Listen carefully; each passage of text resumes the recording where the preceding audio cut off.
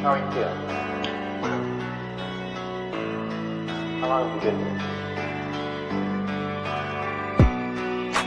3 months, May 17th. And what brought you? That's difficult to answer.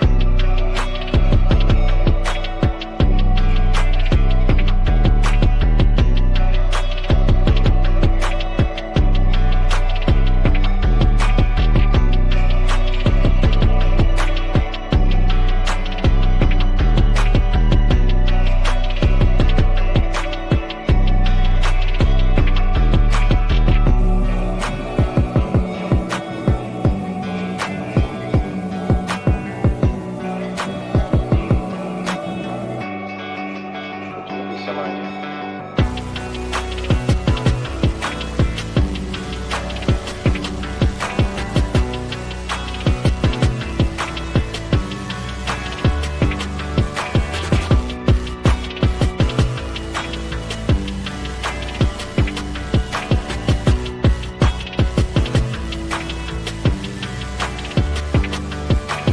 I am not completely like other people.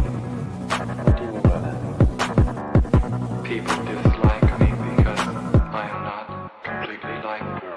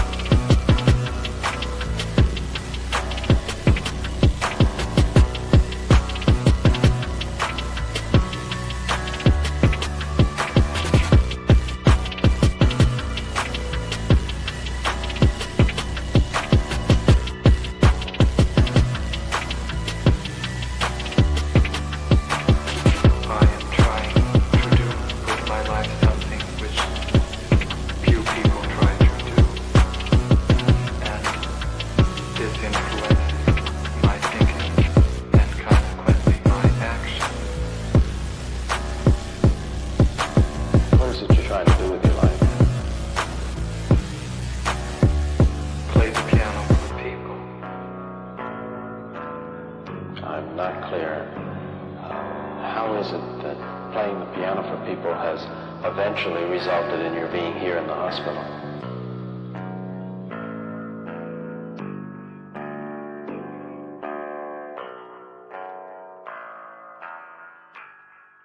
That's difficult to answer.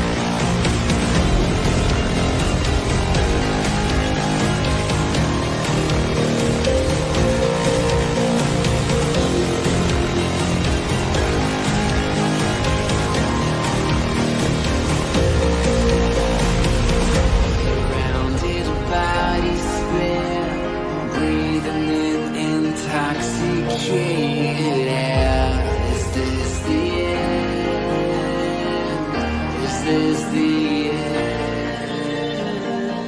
There's a noise inside my head of crying people facing death. Is this the end? Is this the end? Oh, I'm burning in the stone.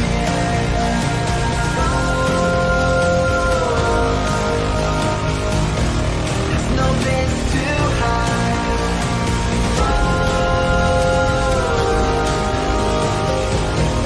I'm burning in the stone.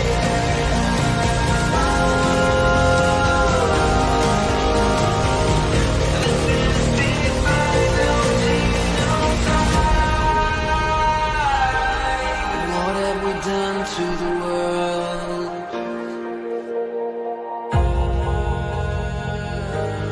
What have we done to the world?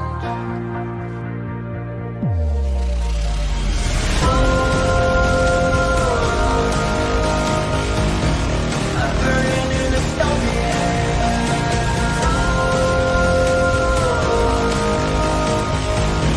There's no place to hide.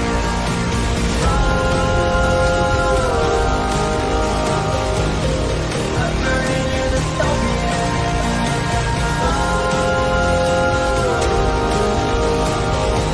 This is the final scene of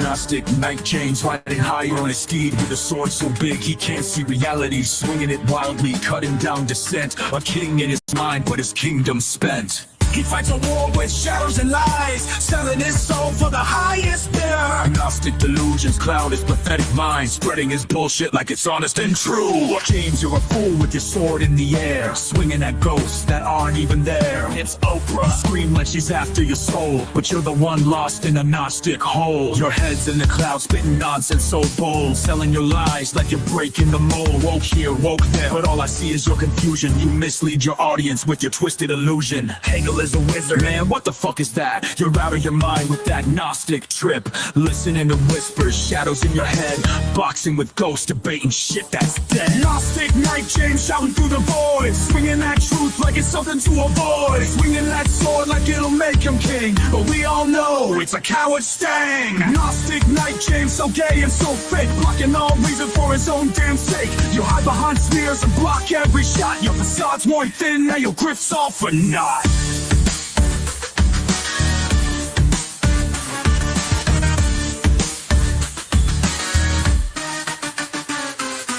James, you're a clown lashing out on your own, claiming the true rights fed source made it the fuck up, and Nick, your target, he's too hot to handle, but you're too dumb to see it, like a moth to a candle. Catholics, fuck those Gnostics, he says, attacking their faith, his delusions clear, saying Michael is actually Satan. Really, dumbass? You call us leftist plants, that's projection, dude. You're just a little bitch grasping at straws. You block us out, you cut us down, put your grips on display for all to see. Everyone knows you're an emperor naked. Carlin was right, you're nothing but a joke. Your theories are trash, shattered by the truth. You'll block us, smear us, call us insane, but the truth won't die, you can't stop it now.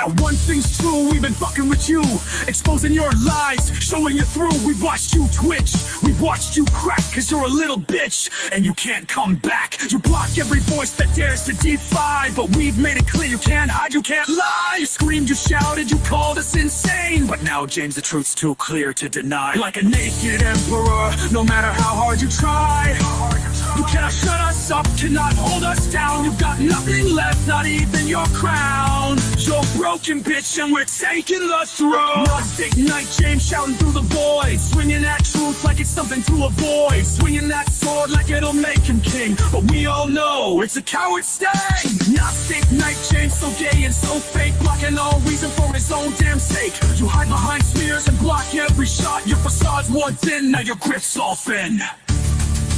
Tell me, James, are the Gnostics in the room with us? Must I protect your soul from Oprah Spectre? My dude thinks Marx only cared about religion, he's fucking whack. But not only that, apparently the Catholics are Gnostic too, rage posting about how praying to Michael is devil worship, full on satanic panic. And did I mention he's a fucking atheist? Thing is though, we need concrete facts, not your bullshit tales. Gnostic night, James, we're done with your shit. You ain't the king, you're just a fake. Now fuck off, your reign is over.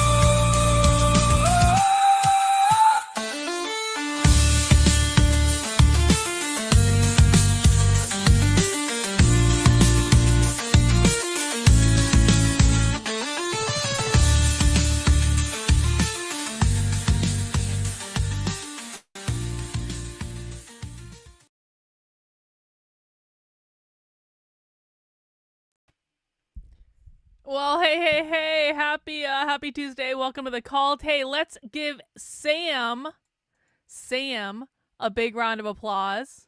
That music video, the song and the video was Sam's creation. And you know, the timing was just perfect because I actually wasn't expecting to do a James video today. Sam brought that video to my community Zoom call last night and premiered it for all of us, and we all thought it was great. We had a great time. And Sam said, Carlin, can you use this video the next time you drag James Lindsay? And I said, yeah, of course, Sam. I just didn't realize that would be today. I really didn't realize that would be today. This wasn't my intention. I was going to do something else today.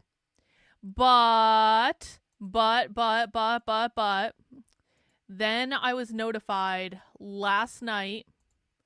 I had a whole bunch of people come into my DMs and they said, Carlin, James Lindsay just held a public struggle session on the woke right. And I said, are you sure? And they said, yeah, you should listen to this space. And I said, oh, okay, well, fine. And then someone started listening. I think it was Dragon Ball started listening to the beginning of it. And apparently James now thinks that he's the arbiter of what it means to be an American and defining Americanism or something. So I was like, man, we really do have to listen to this, don't we? Because James's woke right bullshit is picking up steam. I mean, listen, mostly people just think he's crazy, let's be honest, and they're correct about that. But I think that his woke right bullshit is picking up steam because I see more normies using it, and especially Jewish normies. Most of them are Jewish. I'm just saying. There's a lot of Jewish people using it. They're almost all Jewish. I don't mention that for any particular reason, because obviously it doesn't matter that they're Jewish. It's just a coincidence. I'm just pointing it out. I'm just noticing. I'm just asking questions. You know, you can take that information for what it is. Anyway, so a whole bunch of people told me that this was a struggle session with James, and so we're going to look at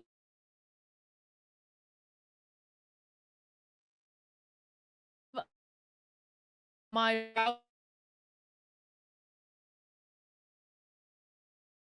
on. Oh, there we go. We have an update on yesterday.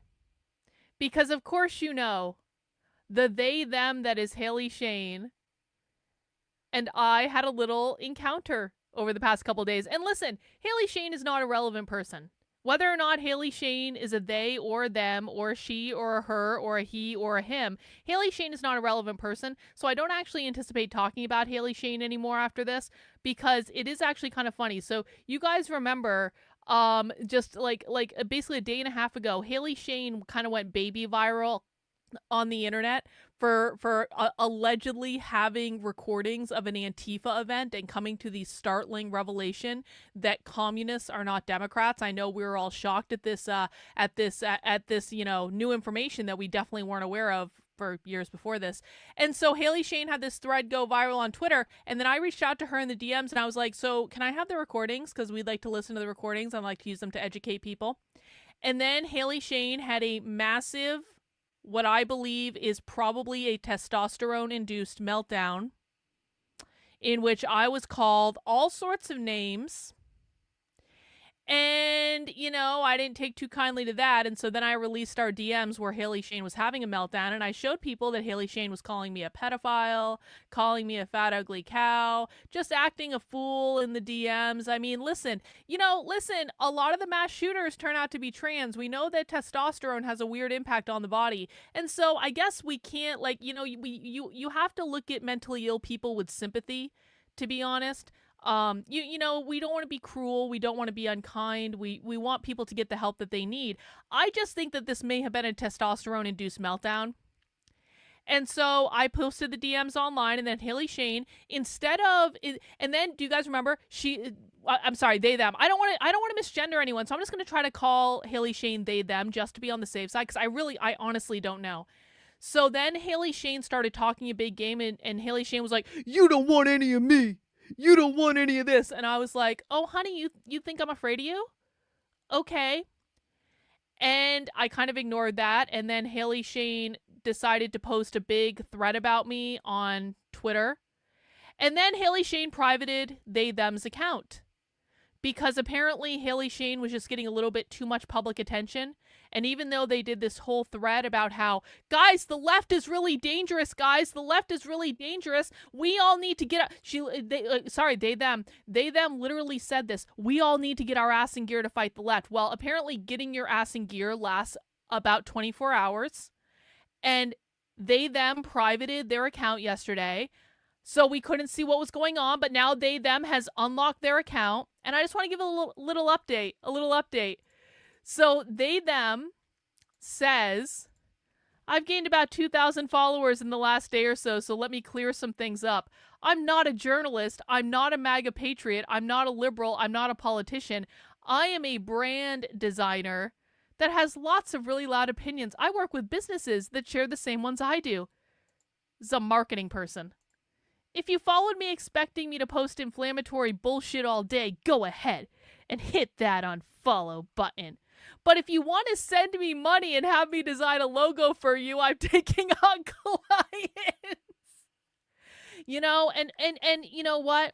Listen, I was so wrong when I said that Haley Shane had no interest at all in fighting back against the left. Obviously, I was grossly mistaken when I said very clearly, this person was not serious with their thread, because if they had been serious, they would have just released the recordings. But I also had Haley Shane's friends in my replies all night long. And I just want to show you guys some of the mentally ill insanity that showed up in my replies. I just want to show you guys. So this is the post, and we're going to go into the hidden replies, which does exist on Twitter, because every time I block someone, I put their replies in hidden. So I just want to show you. Are you pathetic and batshit crazy? All because she wouldn't give you the recordings. Haley Shane's friends are so stupid. They say this over and over and over again. Here's another example. Of this person saying this. The first question in the last screen, and this is, our psycho Jill down here. We're going to ignore her.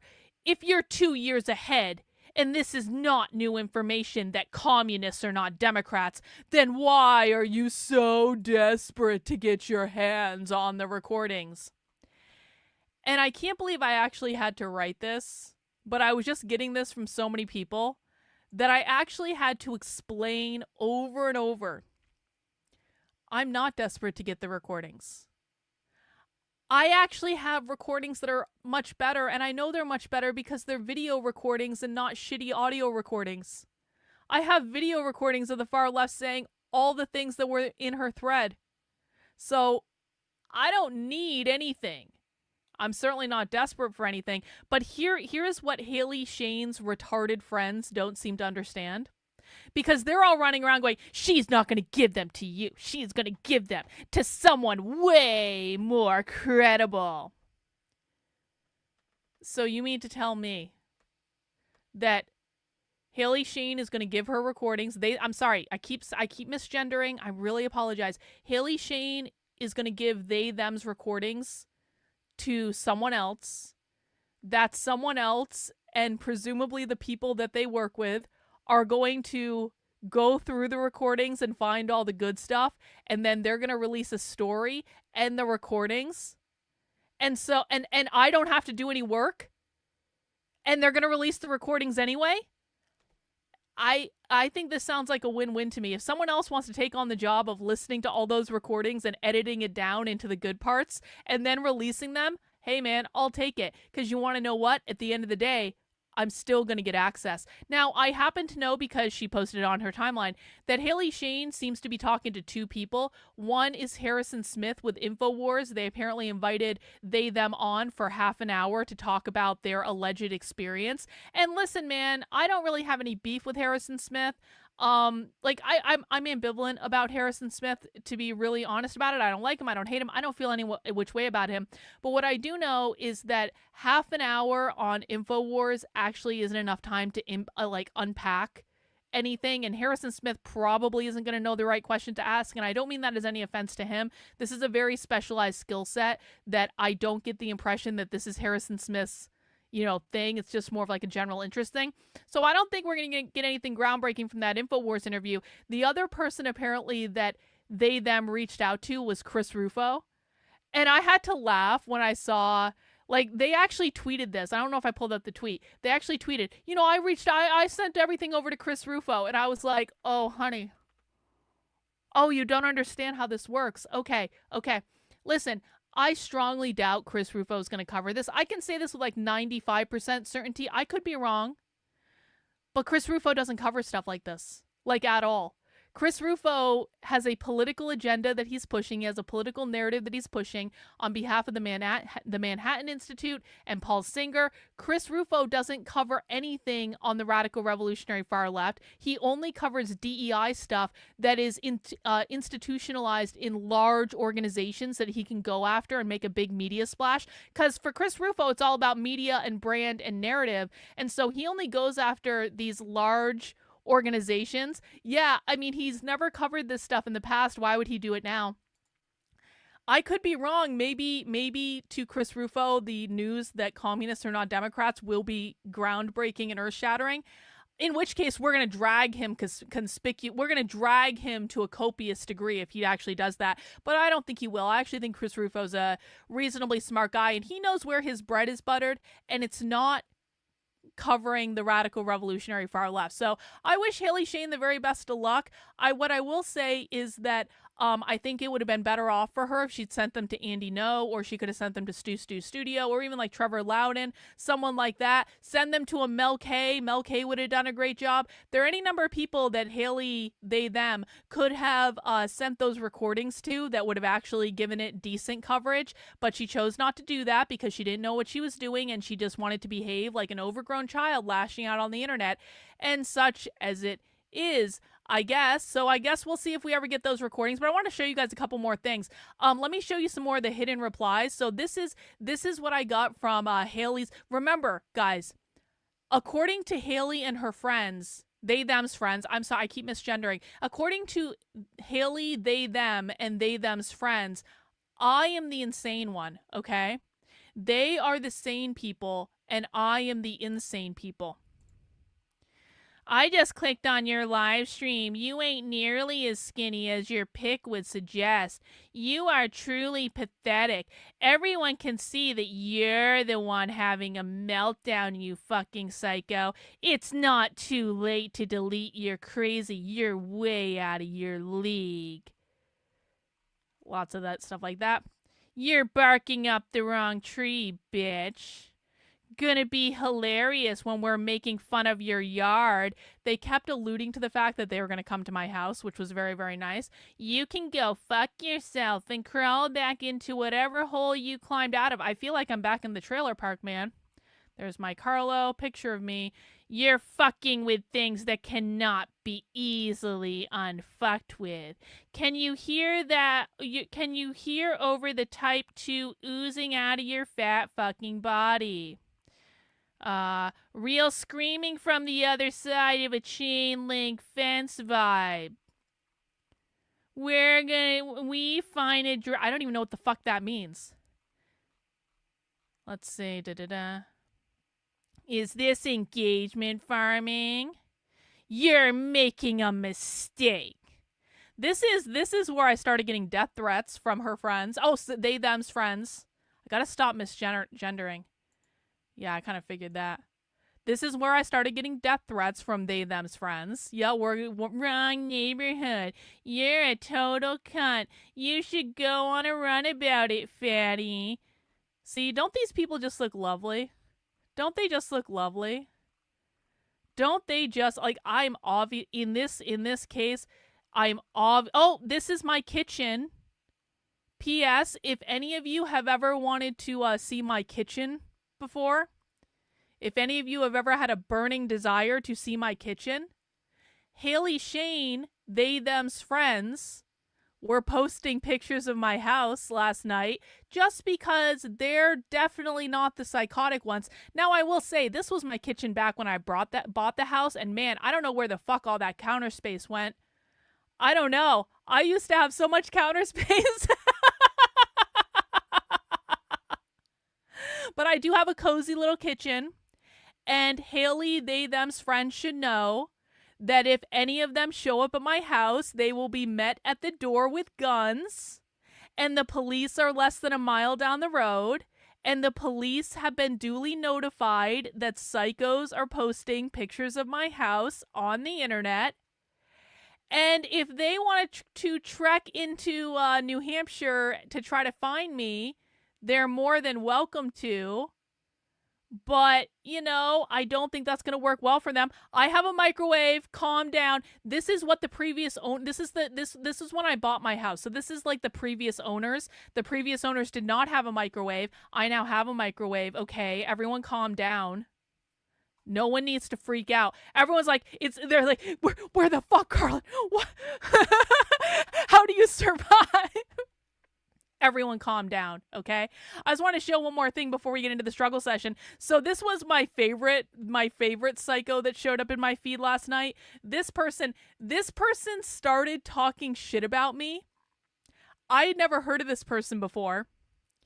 This person blocked me and then started talking shit about me behind a block.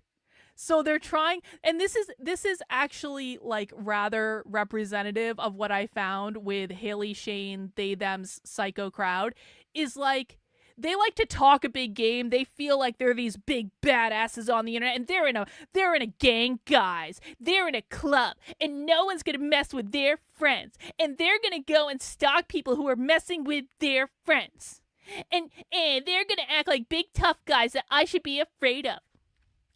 So this guy was acting like a big tough guy in his timeline, but he blocked me, so I couldn't actually respond to him. And so I kind of got this third hand, but check this out. This person is actively harassing someone in our corner.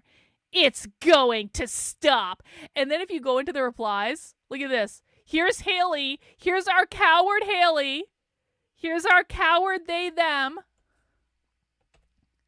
Go back up. Big, big, big. She's trying to set water on fire and it's not working, so she's getting desperate. The they, them testosterone-induced crazy person has actually convinced themselves that I'm desperate, and I just can't handle life if I don't have her shitty recordings.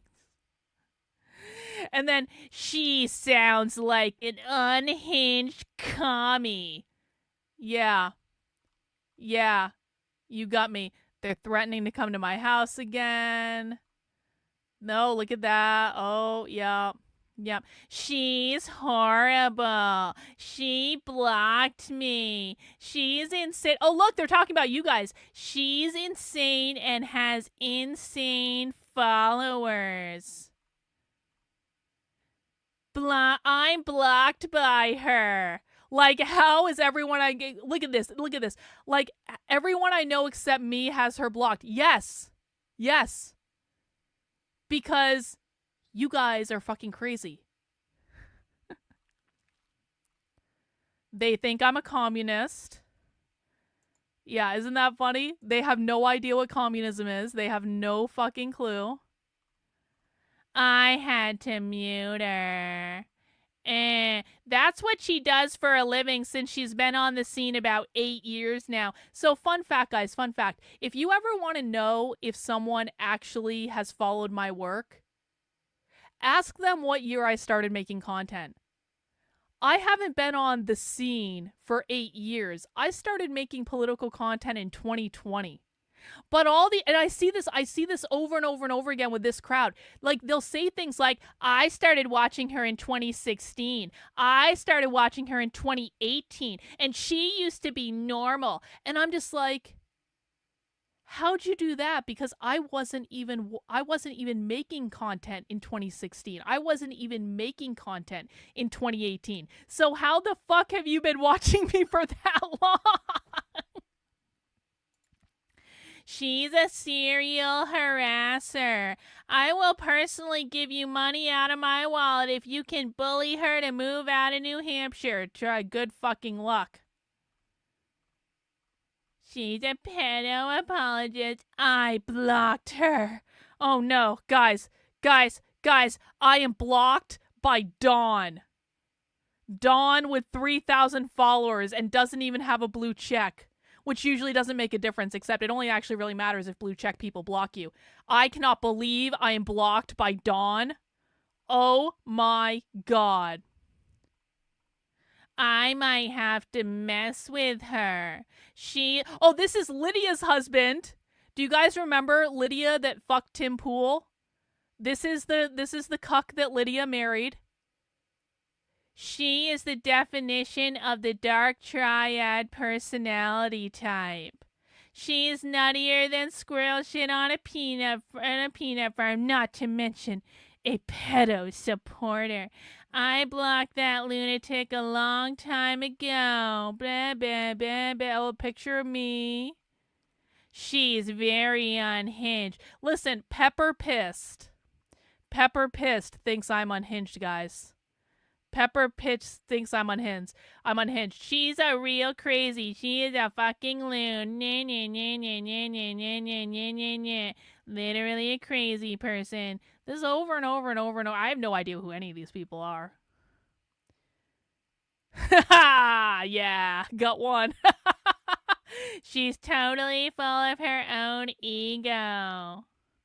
Blah-de, blah-de, blah-de, blah-de, blah. Blah-de, blah-de, blah. Anyway, is that all I have? Yeah. So I guess wanted to do that update. I don't think we're ever going to hear from Haley Shane again. Obviously, Haley Shane was not a serious person. Obviously, Haley Shane has no knowledge of the whole landscape and how it works. And Haley Shane was maybe looking for their 15 minutes of fame and then decided that if people say mean words on the internet, it's just not worth it. So Haley Shane was all ready to get their ass in gear 2 days ago and was all ready to go to fight the left. And then they got a few mean tweets and, well, let's just, no, I'm just a traveling marketing person.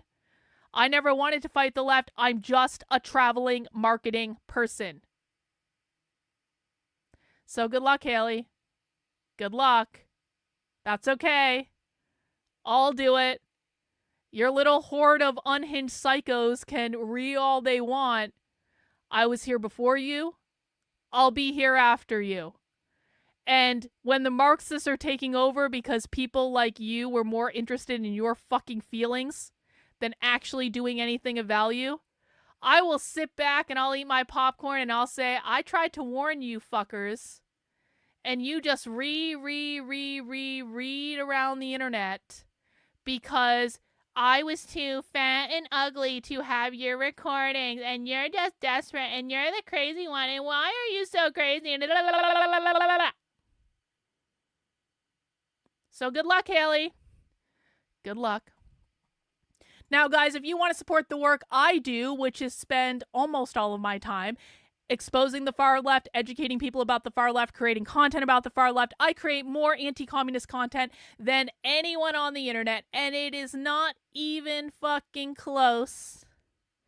You can head over to my Substack. That is Carlin, KARLYN.substack.com. This is the best place to support the work I'm doing. This is where you get access to our community Zoom calls that we do every Monday. We also do movie night in my supporter Discord on Sunday and Monday. We had a great movie night last night. Mac B hosted a screening of Pink Flamingos. And I didn't get to go to it. I did look in a little bit, but I didn't really get to go, and I apologize for that, but I did see a nice crowd at Mac B's movie night. I'd love to see more people coming on Monday movie nights with Mac B. He's showing some vintage classics around 9 p.m. in my supporter Discord. You get access by joining the Substack, going into the Digest newsletter, scrolling all the way down to the bottom, and underneath this red box, you are going to find access to the supporter Discord. You're going to find access to the community Zoom calls. You're going to get your 10% off discount code in the Unwoke Art Store. You can also join us for Writers Group on Thursday nights in the supporter Discord. You can join us for movie nights on Sunday night with Jennifer in the supporter Discord. And there's lots of other stuff going on as well. So please come and join us sometime. I would really appreciate it. And of course, all your support does go to fund the work I do, which is really, really, really awesome. Matthew! Oh, thank you, Matthew. I'm going to take a screenshot of that. Thank you, Matthew. I appreciate the super chat. Hey, Moonlight. It's good to see you again. Another way you can support the work I'm doing is by heading over to the Unwoke Art merchandise store. This is my merch store where I sell a lot of anti-communist, countercultural designs and stuff like that. We've got 2 new designs in the Unwoke Art store right now. Per tradition, when I launch a design for the first week, all merch with that design is 25% off. So we do a big sale at the beginning. So if you like the new designs, it is the very best time to buy the merch. And the best seller right now is the Be an Outcast design, which I just think is super cool. You can get it on t-shirts, hoodies, sweatshirts, tank tops, bags, tumblers, pint glasses, journals. Actually, a lot of people have been buying the journal. Posters and a framed print. And honestly, I love the t-shirts because all the t-shirt colors are like a heather. And I've never done this before on t-shirts, but I just think it suits the design. These are all heathered t-shirts, so a little bit different than normal. Look at that. How pretty is that? I might get one of those. See, I want to love this color, and then I feel like I put it on and I look crazy. But I love that color. Anyway, you can get the Be an Outcast design in the Unwoke Art Store. And then here we have the original definition of fascist, which means to oppose Bolshevism. You can get that on t-shirts, hoodies, tank tops, stickers, a bag, just because I think that that's kind of fun. And we've got lots of other designs in the Unwoke Art Store too. You can peruse all the cool merch. I've got some cool anti-communist designs. We've got some classic dystopian designs. We've got some zine-inspired designs. So lots of cool stuff in the store. And all purchases do go to support the work I'm doing, and I really do appreciate it. All right, let's dig into our space, shall we? Shall we get this party started? Let's find out what happened last night. So guys, this is a space that happened with James Lindsay last night. I don't know anything about this other than 3 people DM'd me and they were like, Carlin, James just held a public struggle session about the woke right. And I was like, really? And they were like, yup. So let's hear what happened.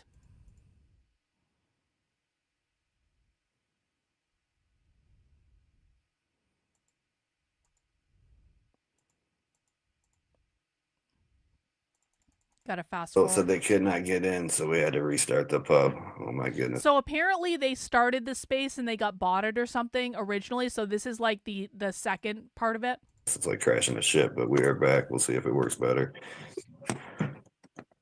Kay, did I get you up here? I can't hear DCK. She's on mute. She's probably Yes. There you are. I'm redoing, resending. Yeah, finally hard crash there. Something was definitely off there. That was crazy. It was awful because every time you get in, it kicks you out. Okay, fast forward. Or Fast that forward. I was in there. Fast Let's forward. hope that it. There's.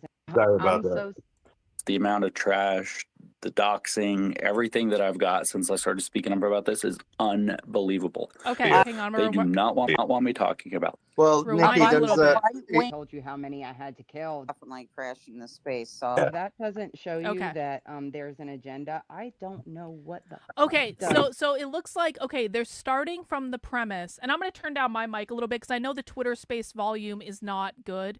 So what I'm doing is I'm turning down my mic volume, and everyone needs to turn up the volume on their personal computer, okay? Because the space volume is not, it'll be better this way. It'll be better this way, trust me. So, they've just started this Twitter space.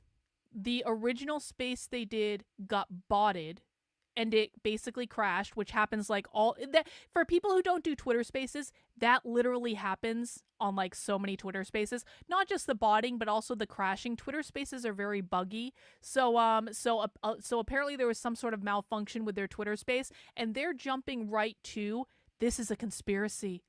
They want to silence us.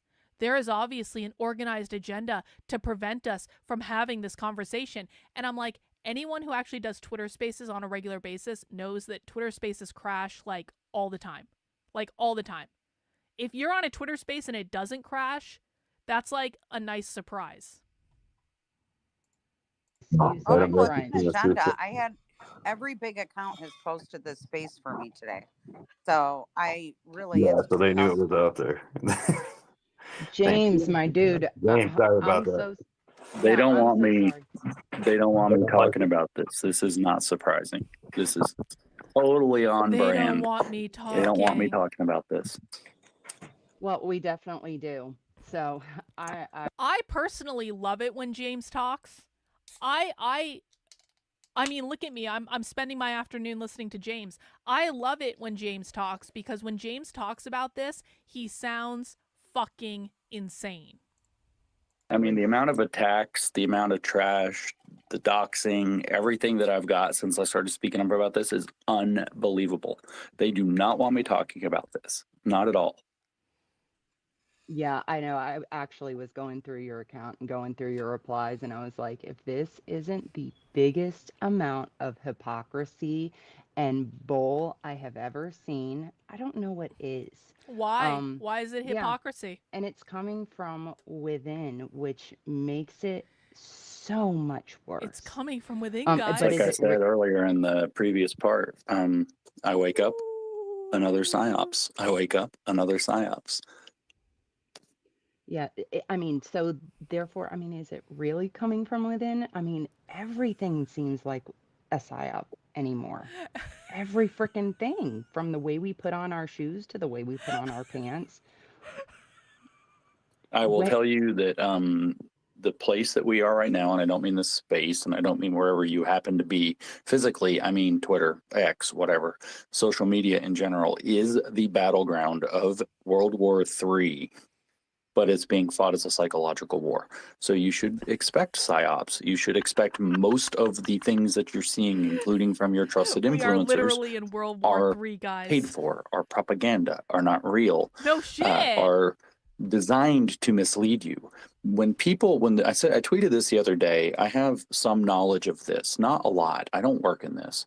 I'm a theoretician primarily, but when people start to learn, when they realize, as this information is going to start coming out, the degree to which every political topic that you interact with is contoured by swarms of paid influencers and bots, bot campaigns like you would not believe. Sometimes on some issues and some days, 50 to 80% of the tweets overall are coming from bot networks.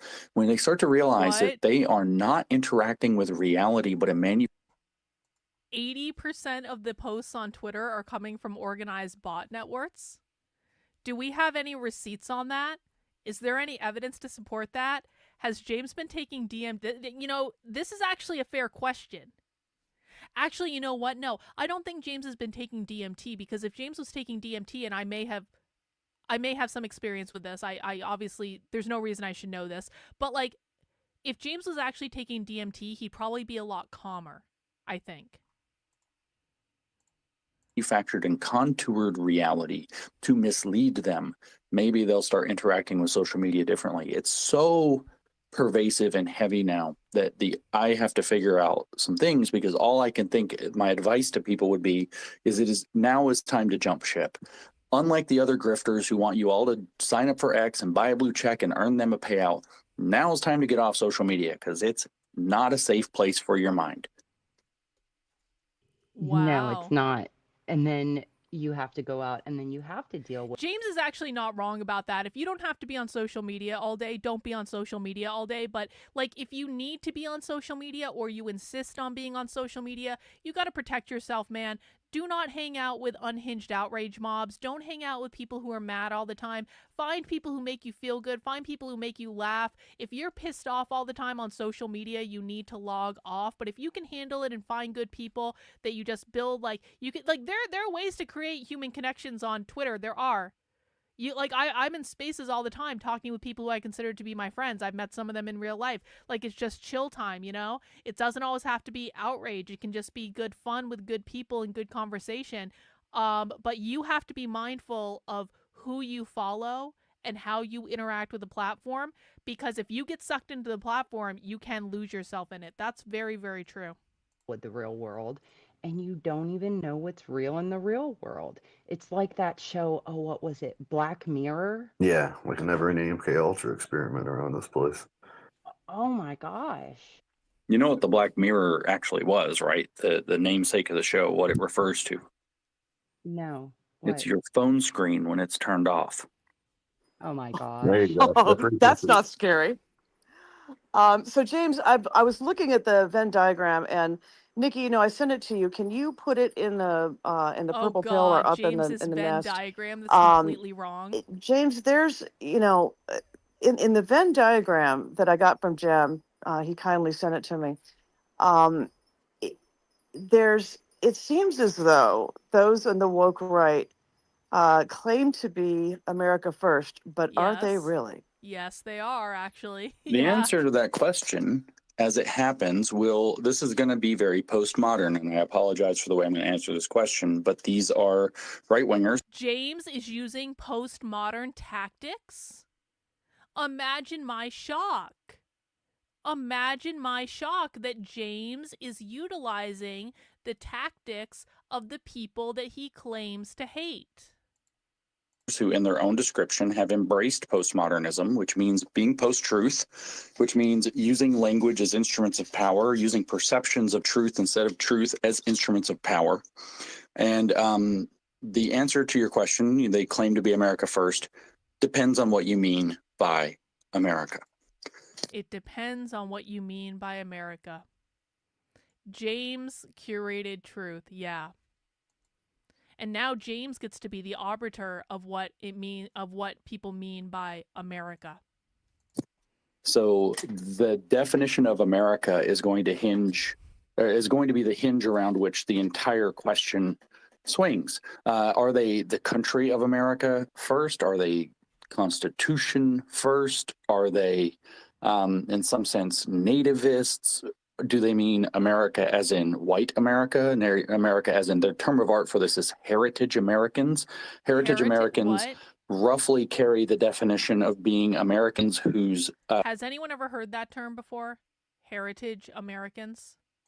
heritage in the United States predates World War II and the false consensus that was installed afterwards. So if your family can't trace back to being full American citizens before World War II, you may not be a legitimate American. Hey, and so they are, whatever that thing happens to be, and the people who believe in this program first, and by that they mean America. And so in that sense, you could say that they are. But the point is that the word America. Hey, one in the chat, if you can trace your family back to pre-World War II America. 2 in the chat if you can't. I'm not shaming anyone that can't. I'm just actually curious. 1 in the chat if you can trace your ancestors back to pre-World War II America. 2 if you came over a little bit later. I mean, I'm not doubting that it's a real term. I've just never heard anyone use it. America is loaded and is not being used in a clear and straightforward way to mean the nation of America in the sense of it being the country that we have and who's legal citizens and, you know, who's here with permission or whatever, Yeah, you as a broad group of people who support the Constitution and the American way of got life. some, But even that is foreigners, too. blurry. What's the American way of life? Can a Hindu have the American way of life? This is a question they've been raising since the H-1B visa debate, which of course I said immediately was astroturfed, that it was a psyops, that it was meant to tear apart MAGA. I said this within an hour or two of the H-1B visa debate was a psyop designed to tear apart MAGA. It wasn't that people are legitimately concerned about importing cheap immigrant labor to do American jobs. It wasn't that people had real and legitimate concerns. The only reason that people were upset is because it was a psyop. Okay, James. All right. Seeing it for the first time, probably immediately within seeing it for the first time. And it turns out that I'm 100% right. No, and the data will bear me out in time. No, certainly that was a psyops. It was designed to create racism and xenophobia and anti-immigration stances that go well beyond what MAGA and the Trump movement had put out, what Trump's policies are, a hardliner stance, and to use that to cause division within MAGA, to split the base, so to speak, which of course is just going to make Trump's job to govern harder. So you have to start asking yourself who. So James is setting up this reality in which basically you are obligated to be on Donald Trump's side for everything. People understand that, right? Because if you come out and you question Donald Trump in any way, James and his friends are going to be like, well, why are you trying to split up the MAGA base? Why are you trying to cause dissension? Why are you trying to cause infighting? Don't you want to be a part of this movement? You want to be a part of this movement, right? You don't want to be part of the woke right, do you? Why are you questioning Trump? Aren't you part of the MAGA team? Would push such a line? Why would we do this? Why would there be these purity spirals? And so the question is, what do you mean by America? Before you can answer whether they're America first. They have some conception of America that they believe is what counts as genuine, true heritage America, whatever it is for them. Maybe it's racial, maybe it's that your family's been here since before World War II, maybe it's that you're here more than 2 generations, maybe it's here that you're 9 generations. I don't know. They have different definitions at different times, different people. And yeah, it's everything first for those people. America is for Americans first, being their Black Lives Matter style slogan. I get in a lot of trouble for pointing out that that's how that works. But yeah, we're actually allowed to not want either type of immigrant.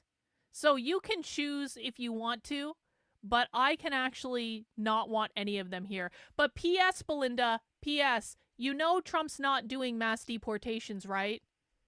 Everyone in the chat knows that Trump has already taken back his promise to do mass deportations, right? So just be prepared, Belinda, because if you point out the fact that Trump is absolutely not doing mass deportations in any way, those 80,000 that came over the border, the 20 million that came, however many came over the southern border, they get to stay because Trump isn't doing mass deportation. Everyone is clear on that, right? And if you question that, if you say, why aren't we doing those mass deportations you promised us, Trump, James Lindsay is going to come out and say, why are you infighting in MAGA? Why are you trying to split up MAGA? Why are you causing problems? Why are you bringing up it? Aren't you on our team? Are you part of the woke right? I'm just saying. What do you mean by America? And how do you disagree with such a statement? And the statement's so banal, you don't have to say it unless you mean something more by it than its facial meaning. I can't answer your question because they've muddied the water on what the word America means. The woke right has muddied the waters on what America means. Okay, James. So I just have a question. So it is important then that America attach itself to an official language then, isn't it? Yes. I'm not sure what you mean by an official language. If you mean English. One in the chat. If you, Belinda, you got to catch up, girl. You got to catch up. Tom has already said No mass deportations. Tom Holman has said they are only going to deport violent criminals. No mass deportations. He's already made multiple public statements to this effect. So, your boy Tom stabbed you in the back. Just like Trump stabbed you in the back. You don't have to take my word for it. Go look it up. Because they've come out multiple times and have said this now, because they ain't doing no mass deportations. What did James just say that I was going to comment on? Shit. What did James just say when oh, fuck, I need to rewind a little bit, sorry. Question, because they've muddied the water on what the word America means. So sorry. Oh, English. One in the chat, if you think that English should be the official language of the United States. 2 in the chat, if you think that we should not have an official language. 1 for English as the official language. 2 in the chat if you think we should not have an official language. Lots of ones in the chat. Yeah, I'm on the bandwagon of I want English to be the official language of America. I don't want to be teaching schools in all sorts of different languages. I don't want to be required to have forms in all sorts of different languages. And mostly, if people come here, they should damn well fucking learn English, because that really pisses me off. Listen, I'm married to an immigrant. I'm not unsympathetic to immigrants, okay? But because I'm married to an immigrant, I had to go to immigration court like more times than I would actually like to go to immigration court. And every single time I was at immigration court, do you know who was at immigration court? Mexicans that were wearing really inappropriate clothes to immigration court, none of whom spoke English. So it's like an entire room of Mexicans that are dressed inappropriately, all of whom are speaking Spanish, none of whom know English, and me and my husband. And my husband, well, he's an immigrant, has been speaking English since he was like 7 or 8 years old. So I want English as the official language, for sure. Well, I just have a question. So it is important then that America attach itself to an official language, Yes. then, isn't it? I'm not sure what you mean by an official language. James is gonna say If you no. mean English, maybe, but I don't know what that would clarify. The problem is that James is not on board with English being the official language. Court inappropriate. They basically looked like they were going to the club, except they were going to court.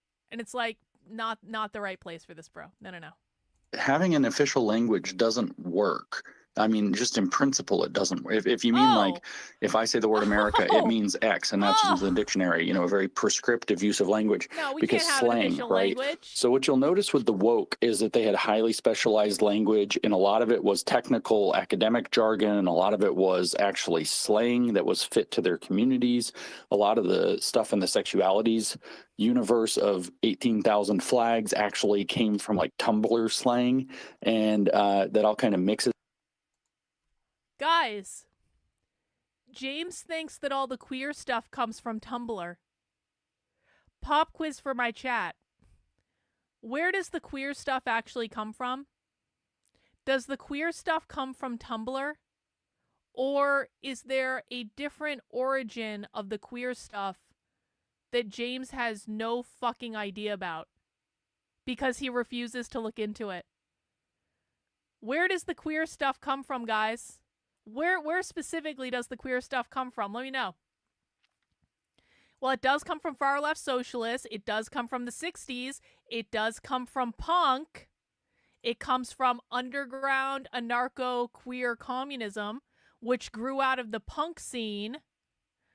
It comes from punk zines, radical far left, the queer anarchists.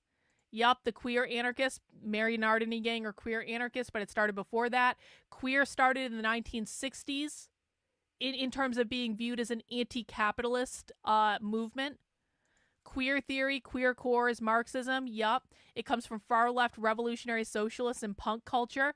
Exactly. That's where the queer language comes from. Now, actually, there is an even older origin of the gender stuff.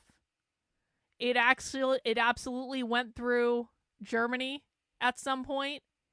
And if any of you were here for Socialism Saturday this past Saturday, we watched we took 6 hours of Jewish school on Saturday and learned about different gender identities within the Jewish religion. So, yep, this stuff has an origin, but it's not Tumblr. And matches and whatever else, and they kind of had this thing we all called word salad, although that's not technically what word salad means. Word salad has a technical definition in psychology. It's actually a symptom of a certain kind of dysfunction in your brain where you cannot generate meaningful sentences and the words come out jumbled up in weird orders like salad. But we called it woke word salad. Well, woke right has word salad too. They've defined new terms, like one of the I don't even think that's where they come from. I think they come from queer subculture, and then queer subculture utilized Tumblr as a tool to communicate.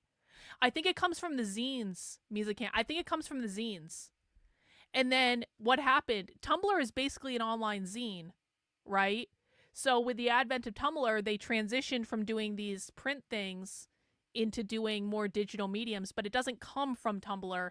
It went through Tumblr. Fun new terms besides heritage American is Loxism, Loxism. What's Loxism? Loxism means Jewish supremacy. It's an ideology of Jewish supremacy, but you don't know that, right? And if you look at how these people talk, and if you want examples of them talking, go to my replies. They're all over there.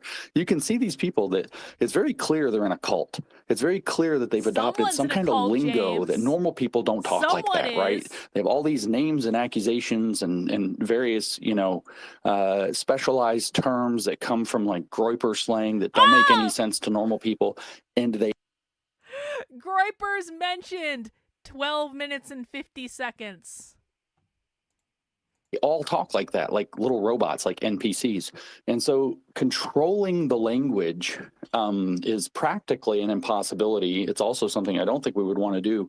And it's also something that if you attempt to do it, people are just going to get around it with slang and with misspellings of things. A good example is that you'll see that they misspell Israel. That's part of their woke right word salad. They spell it Israel on purpose. The reason is because it hides it from a naive search that doesn't account for the misspelling, so that they can say awful things about Israel instead of Israel without you necessarily being able to find it in, say, a naive scrape for an AI tool that's trying to track extremism online. So they're very sophisticated, just like the woke left was in their use of language. And they're highly sophisticated in their use of language when they spell Israel incorrectly. It's a really highly sophisticated tactic, James. Not going to be able to be pinned down by some kind of a prescriptive dictionary understanding that we all pretend we share.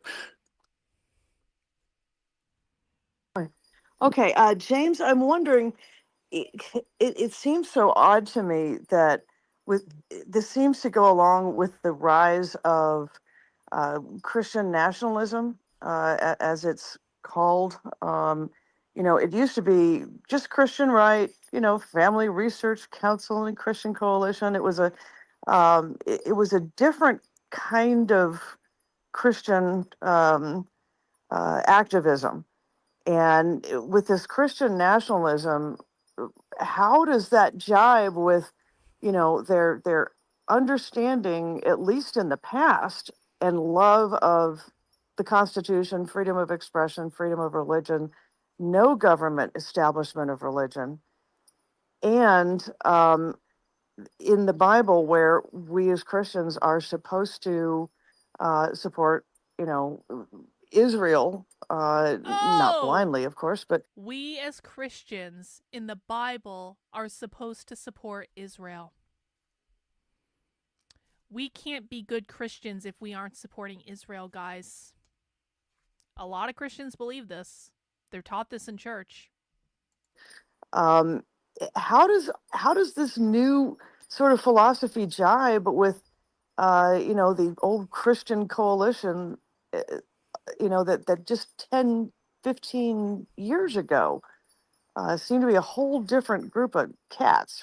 Yeah, that old Christian coalition you're describing as one of their primary targets. You'll notice that these people do very little to fight the left and an awful lot to fight their near neighbors who've been the old guard and conservatism. Hey, Melissa. So that Good to see you here, Melissa. I just met Melissa the other day on Twitter, and she caught my eye because she hosts a show about Gen X, but maybe it's not about Gen X anymore. Welcome to our crazy community, Melissa. We're glad to have you. That thing that you're describing, they have a variety of explanations, either theological or political, to explain why that thing's illegitimate. And the primary goal that they have, much like the whole Andrew Tate thing, is to create a generational divide. Young people get it. Old people have boomer mentality and can't be listened to. So trying to create a generational divide, which is, by the way, a Marxist polarization or a Marxist dialectical divide that they're going to be able to try to manipulate. But James thinks that by engaging young people, you are using a Marxist tactic of creating a generational divide. No, James, maybe Nick Fuentes is just more exciting for young men than you are.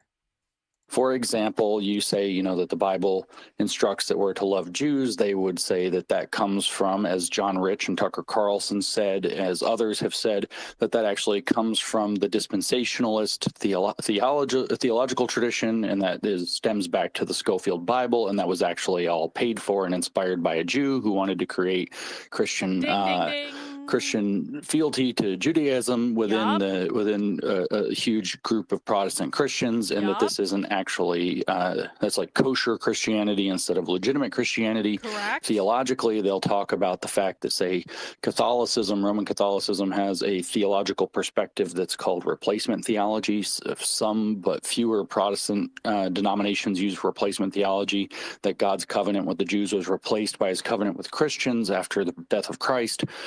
And so they have theological and historical, and primarily the key word is ad hoc, to the purpose explanations for why none of that counts. And anybody who espouses it is outdated. They don't know what time it is. They have boomer brain, they have boomer mentality, and they basically have to be, or boomer theology, and they have to basically be excluded, or that their theology is contaminated by Jewish power or whatever else. And so just like with the woke... James, if your theology teaches you that you are obligated to support Israel, no matter what Israel does, no matter how much money Israel demands, no matter if Israel wants to go to war with Iran and wants us to send our people to go to war with Iran on their behalf, if your religion tells us that we need to support Israel no matter what, that fundamentally means that your religion is controlled from somewhere that you might not want to admit to. Left. Truth doesn't matter here, and it's whatever conglomeration of arguments that sound plausible, that have contact to historical points, taken in or out of context, that they can leverage against their political enemies. And their primary political enemies are the primary guard of conservatives who would keep them out of positions of power. So that would be your, coalition you were just talking about, this kind of broad Christian coalition. It would also be not the rhinos, but which is what they use as an excuse, or the neocons, which they use as an excuse, but mainline conservatives, good men and women who are stepping up, who stepped up through the COVID period, through the last couple of years, and started to get on school boards and so on and so forth. Those people are all going to have to be seen as the enemy now. They're not going to be able to be invited into the next wave of all of this.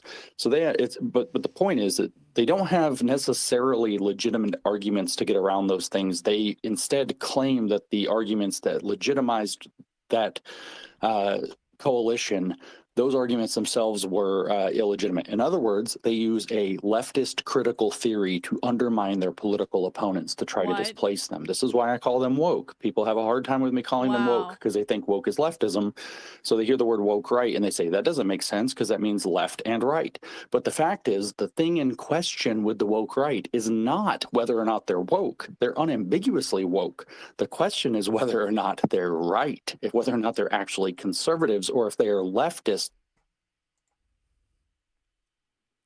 According to James, the only real conservatives are classical liberals. Think about that for a moment. James believes that if you are not a classical liberal, then you are not a real conservative. He believes that everyone to the right of classical liberals is part of the woke right. And ergo, because everyone to the right of classical liberals is part of the woke right, they're really all secret communists.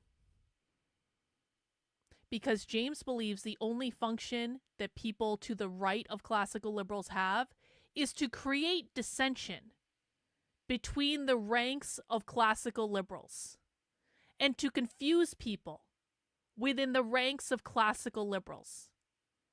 And therefore, if you are to the right of classical liberals, you're really on the left because you're creating dissension that makes it impossible for the classical liberals to work together.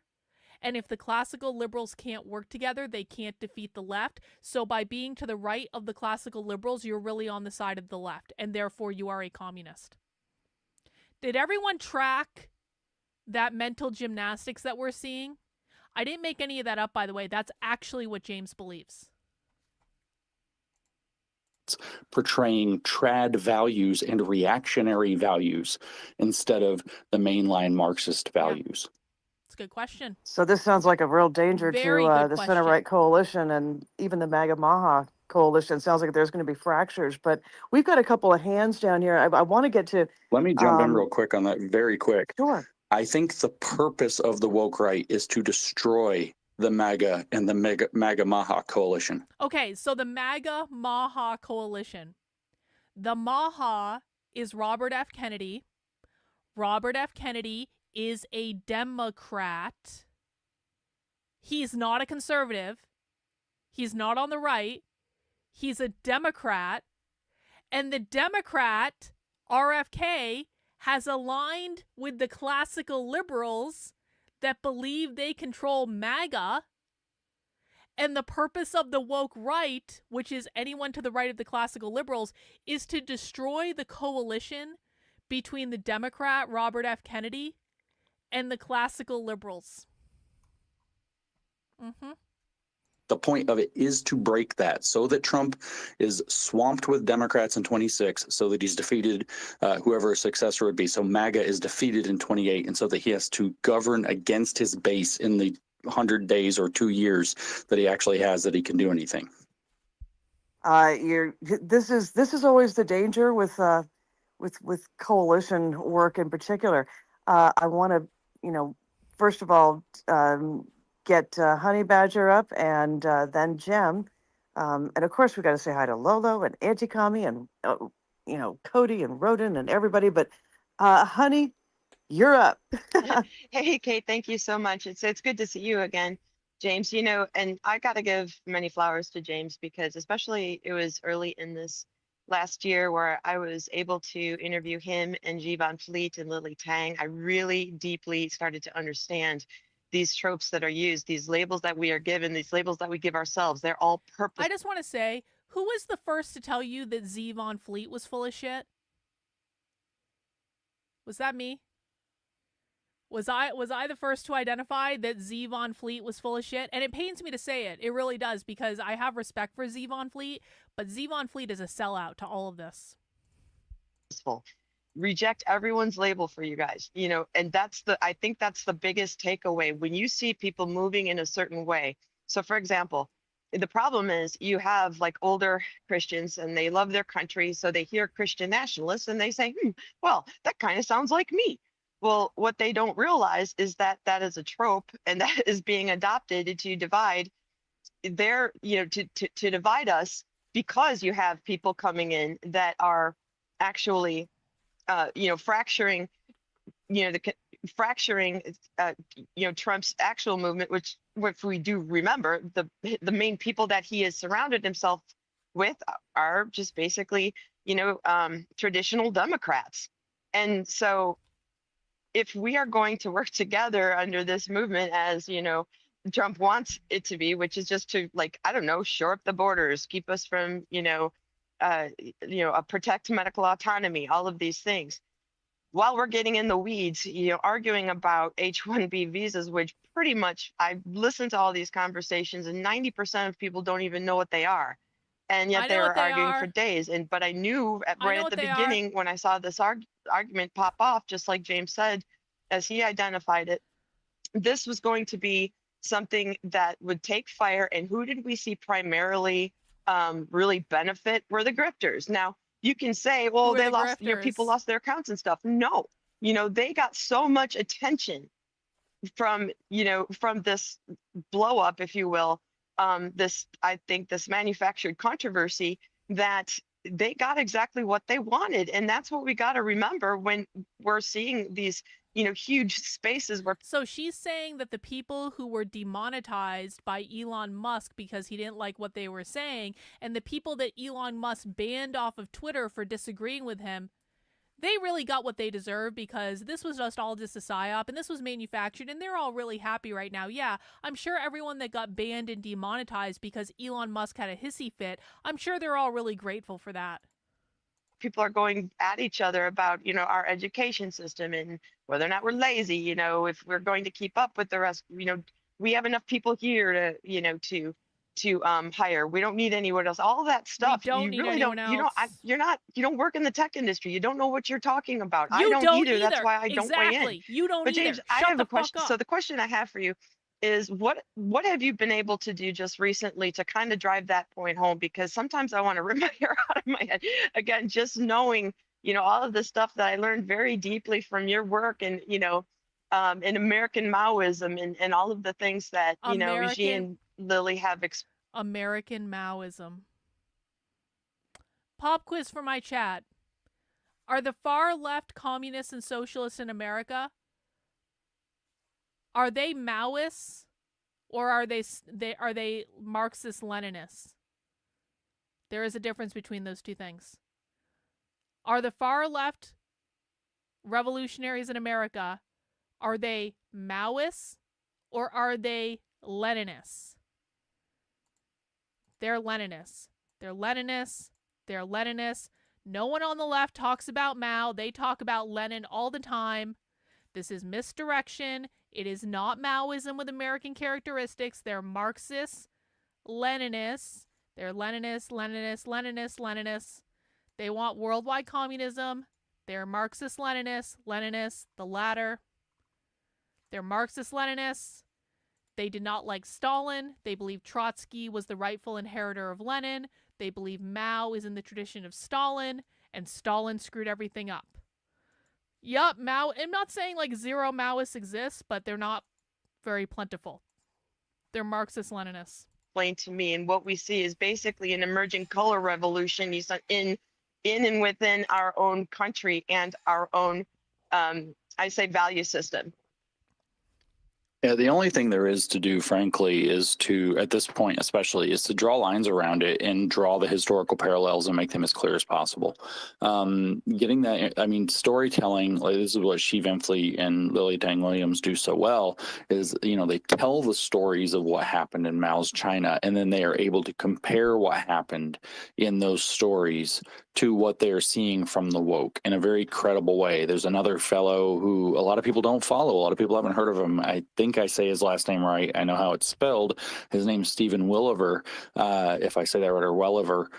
Stephen is very well informed, very educated on how the Soviet Union ran its programs, how Lenin, and then more importantly, I think Stalin through the 1920s and into the 1930s.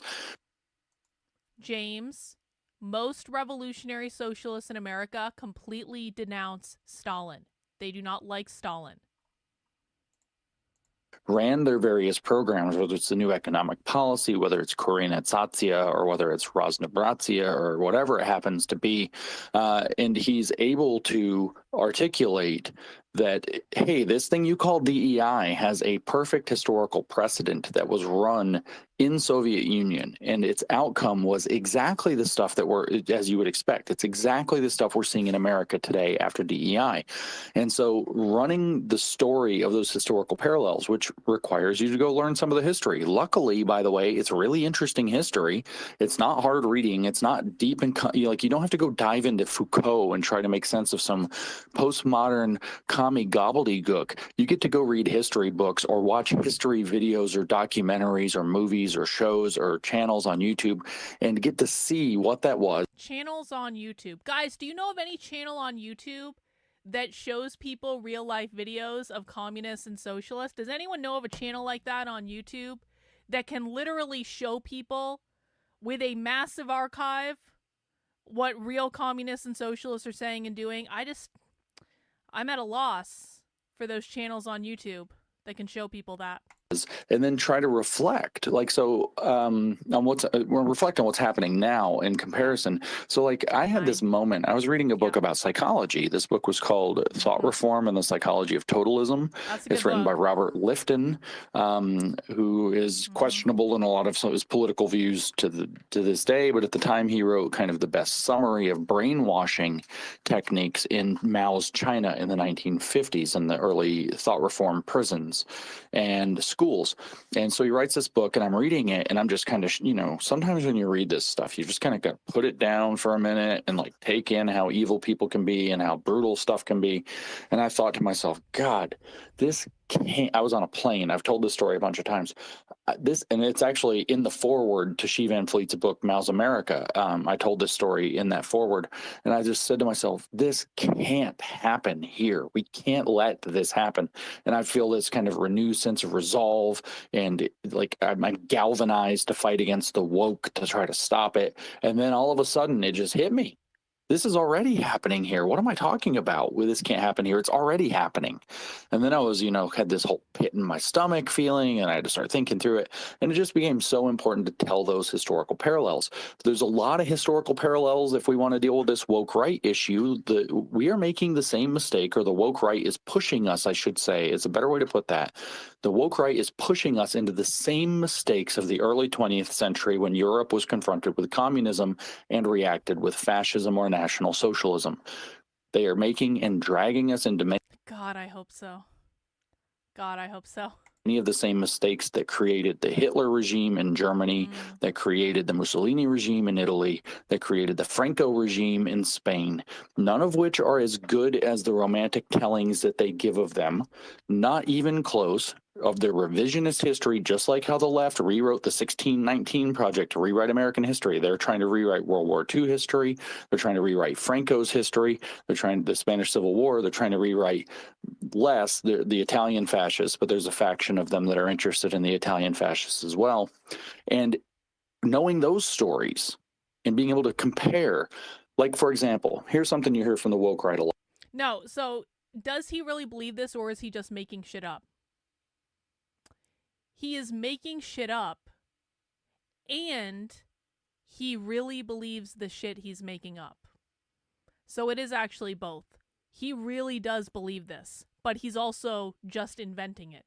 But James has some sort of head injury that makes him insane. Like, he's talked about this. He talked about it on Joe Rogan years ago. He has a traumatic head injury, and I think his traumatic head injury is flaring up or something because he is making this up, and he completely believes that this is true. They'll say, hey, you know that the Nazis were burning books. This is all like manipulation, right?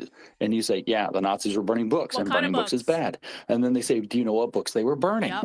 And they point out factually that the at least first books the Nazis were burning and the first things that they were terrorizing were actually transgender clinics and transgender books and books of sexual immorality.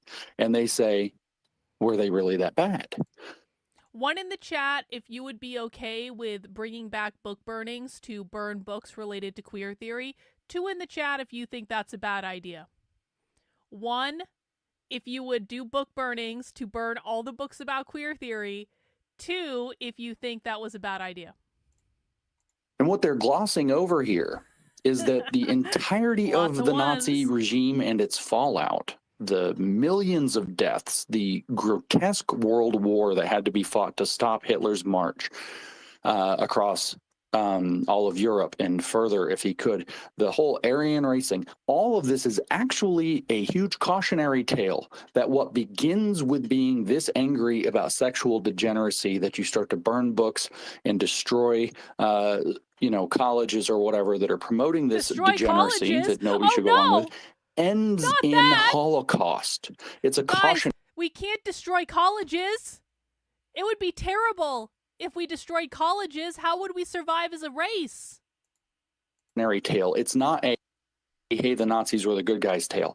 But if you don't have that in your quiver to be able to articulate, to be able to talk about, then what you're going to end up doing Yeah. is you're going to be able to, you're He going to did. watch people get sucked into this mystification, this literally this kind of like, they call it the Hitler pill or the J pill, or I don't know what the other one have is, Israel pill, where they're pulling people Red into these pill. narratives about whether it's Israel or whether it's about Jews or whether it's about Hitler and the Nazis, and mystifying them about the real history. So what you have to do is we have to become, to those of us who have the interest and the ability, students of history.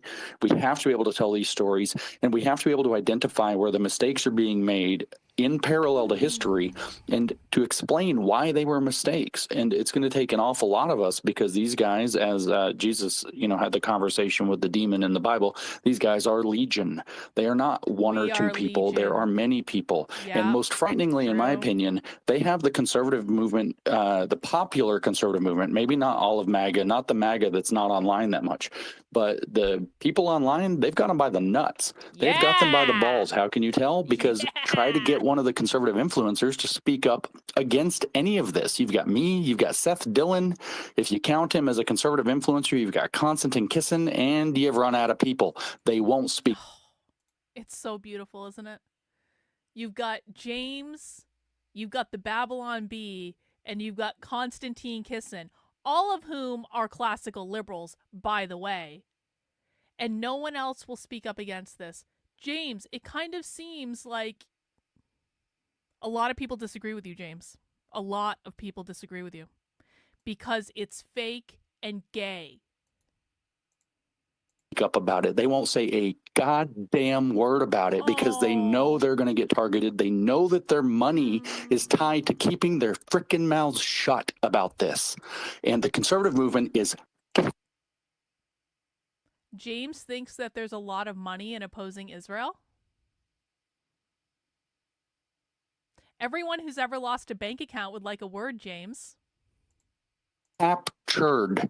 And we are F-U-C-T if we don't get our heads out of our asses and get this to stop. And that's going to require people who will actually tell the stories, who will actually speak up, because our conservative influencer class will not. And do not wait for them. It will be too late.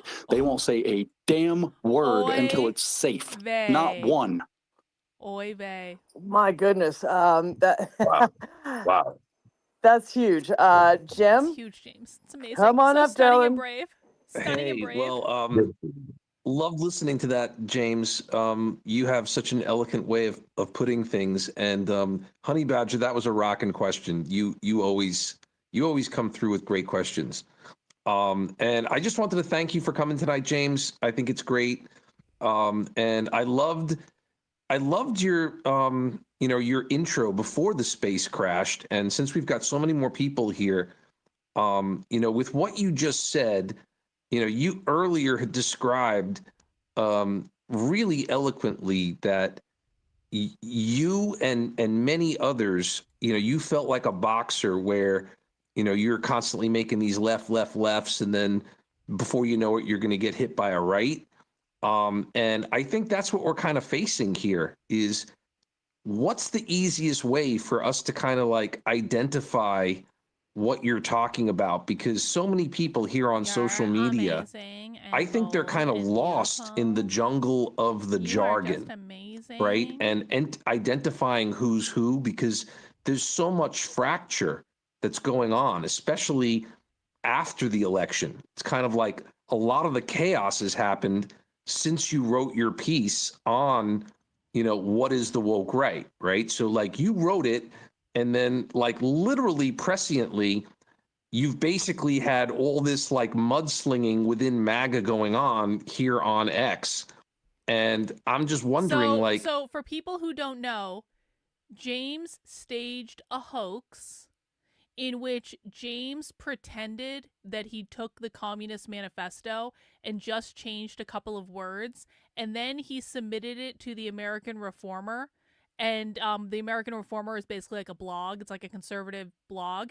James doesn't like the owner of the American Reformer. They've been in a feud for years. So James wanted to embarrass him. So he claimed that he took the Communist Manifesto and just rewrote a couple of words and then got it published in the American Reformer. And then he did this big campaign saying, guys, look, the American Reformer published the Communist Manifesto, and all I did was change a couple of words to make it be about Christian nationalism, and it just changed a couple words, and they published the Communist Manifesto, and that proves that they're communists. And then people started comparing the Communist Manifesto to what James actually wrote, and it turns out James edited and changed upwards of 90% of the document. So he staged a hoax. He then lied about what he did. Then people got upset that he lied about what he did, and they called him out on his bullshit. And now James and his friends are going, James, I just can't believe they slung this mud at you. You exposed them as being part of the woke right. You exposed them for being secret communists. And then they just started getting really mad at you and slinging mud at you. And that means you must have been correct. No. Everyone realized James was full of shit because he staged a hoax. What is the easy way for everybody that's in here to understand that right hook that you described earlier? And if you could just kind of redo that analogy, I think that would resonate with a lot of people in this space. And I just really appreciate you. Yeah, I appreciate that. Thanks. So the analogy was that what I said was that I used to fight, not like Andrew Tate big time, but small time. But, you know, money was involved. So, you know, there was prize money, I should say. It wasn't like there was these weird bets and all that. But so I used to fight. And one of the things you learn when you fight is that if somebody keeps feeding you a left jab, they're probably going to set you up for a right hook. So in other words, if they train you to watch the left hand hit you over and over again, you're not watching the right hand anymore.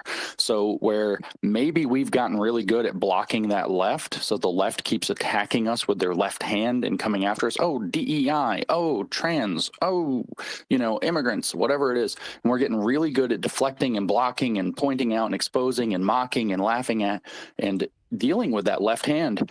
You better watch out. You're probably going to get hit from the right, which means you're going to get hit with people using the same methodologies, but using them for so-called right-wing values, trad values, traditionalist values.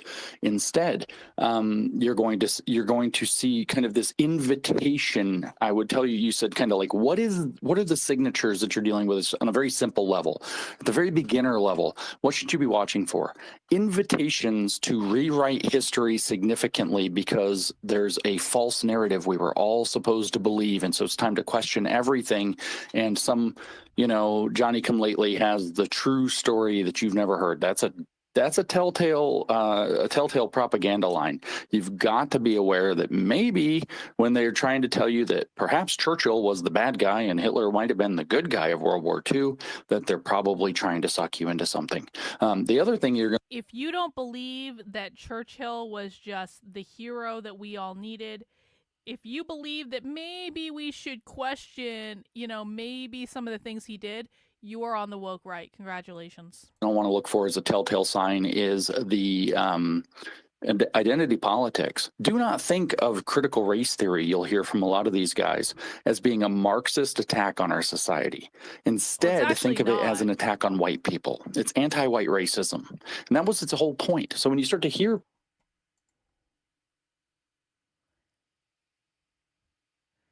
Is James saying that critical race theory is not about skin color, it's about capitalism? Did James literally just say that critical race theory... Guys, don't believe those right-wing bigots when they say it's about skin color, because it's not about skin color, it's about Marxism. Am I losing my fucking mind? The reason I bring this up is the reason we started going after James is James refused to explain to his audience that the abolition of capitalism is the central issue of everything the left does. And James refused to admit it. James has said for years that this is all about skin color because he uses that to rile up the right-wing base. James refuses to say the word capitalism. He refuses to explain to his audience that systemic racism means the system that upholds racism. The system that upholds racism is capitalism. He has always defaulted to this being about skin color. Always. Universally. And now all of a sudden that James is fighting the woke right. And the woke right are these evil racists. They're the real racist guys, not the fake racists. They're the real racists. Now, all of a sudden, guys, critical race theory was always about Marxism. I just don't even understand what we're talking about. It was never about skin color. Are you shitting me? Again? War II, that they're probably trying to suck you into something. The other thing you're going to want to look for as a telltale sign is the identity politics. Do not think of critical race theory, you'll hear from a lot of these guys, as being a Marxist attack on our society. Instead, think of it as an attack on white people. It's anti-white racism. And that was its whole point. So when you start to hear people say things like that, they want you to think in terms of whiteness. And the next thing they're going to say is you should be thinking of yourself as white. Everybody else gets to, every other race gets to think of themselves Asian, Black, Mexican, whatever. Everybody else gets to think of themselves and their race, but not white people. That puts us at a disadvantage, don't you think? Don't you think we need to advocate for our own people and our own selves? So now you're getting sucked into identity politics. That's woke, folks. It's woke. We're trying to get to individual identification. People are individuals first. We're trying to get away from social justice, where you look for justice for people in social groups. So if you're advocating for white rights or men's rights, guess what? You're doing corporate justice. You're doing collective justice. You're doing social justice. That's woke. You're not doing it right. Individual injured parties of any race, any sex, etc., have every bit as much access to a fair justice system as any others. So if there are white people who are being disenfranchised by an institutional problem in hiring, like affirmative action or DEI programs or equity. Elena, thank you for the super chat. Churchill was a commie. As an English woman, it breaks my heart, but I have primary source evidence. World War II was the fascists and the commies having a scrap. That's exactly right. World War II was the fascists versus the communists. Now, in Germany, when Hitler was trying to deal with the communists in Germany, the fascists were able to defeat the communists in Germany. And then Poland started dicking around, and then Hitler wanted to protect ethnic Germans in Poland, and that's when it all popped off. And that's where the problem started, really. But World War II was Stalin, the communists, versus, I mean, there was more than just Stalin, but effectively, Stalin, the communists, versus Hitler, the fascists, and Mussolini and all that stuff, too. I'm leaving a lot of stuff out, but that's okay. We don't need to do a World War II history class right now.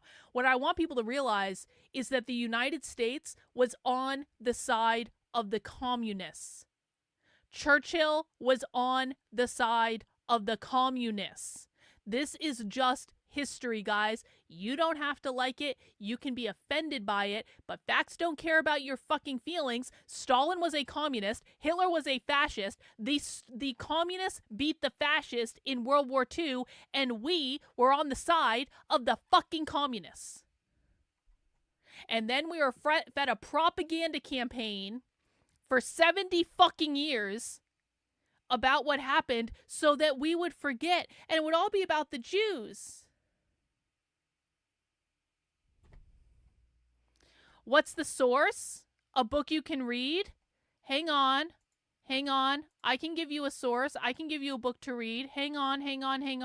In fact, it won't even be just me giving you a source. James can give you a book that Adolf Hitler made that he records for himself in the first chapters of Mein Kampf, which I have bothered to read more than once. I don't speak German, so I didn't read it in German, but I have read it, and he's very clear that he's fighting with the Marxists. He can't stand the Marxists. You argue with them, they lie. The Marxist press prints nothing but lies, and the rest of the media goes along. He yells at them till his voice goes hoarse, drinks his bottle of milk, and comes back and yells at them some more. He's got all these rants about the Marxists. And then he says that one day he finally realized something interesting about them. All the Marxists, all the Social Democrats, which is what the Bolsheviks called their party, was a Social Democrat Party, all of them were Jewish. Why did it end before the end? What happened? The punchline is all of them were Jewish. I don't know what happened in the video just then. Maybe StreamYard doesn't like my Mein Kampf video by James and it edited it. Anyway, let's keep going. Or whatever else. They have standing to sue, and it will take those tools, lawsuits, not crazy swinging from the ideological chandeliers on social media, not trying to stoke up some kind of a goofball demonstration like J6. It's going to take the nitty-gritty policy work, litigation, and so on to actually turn this around. And I don't want to hear, so here's another signature. Hang on, Matthew. No. I'm going to read your super chat, but I don't agree with it. Sigh. Sorry, wrong. Adolf Hitler needed things to make Germany great. Oil and food, as Germany has neither, and the closest country to both was underdeveloped Russia. Bro, you're leaving a lot of shit out. I appreciate the money. Perhaps other people in the chat can inform you. But you're leaving a lot of shit out.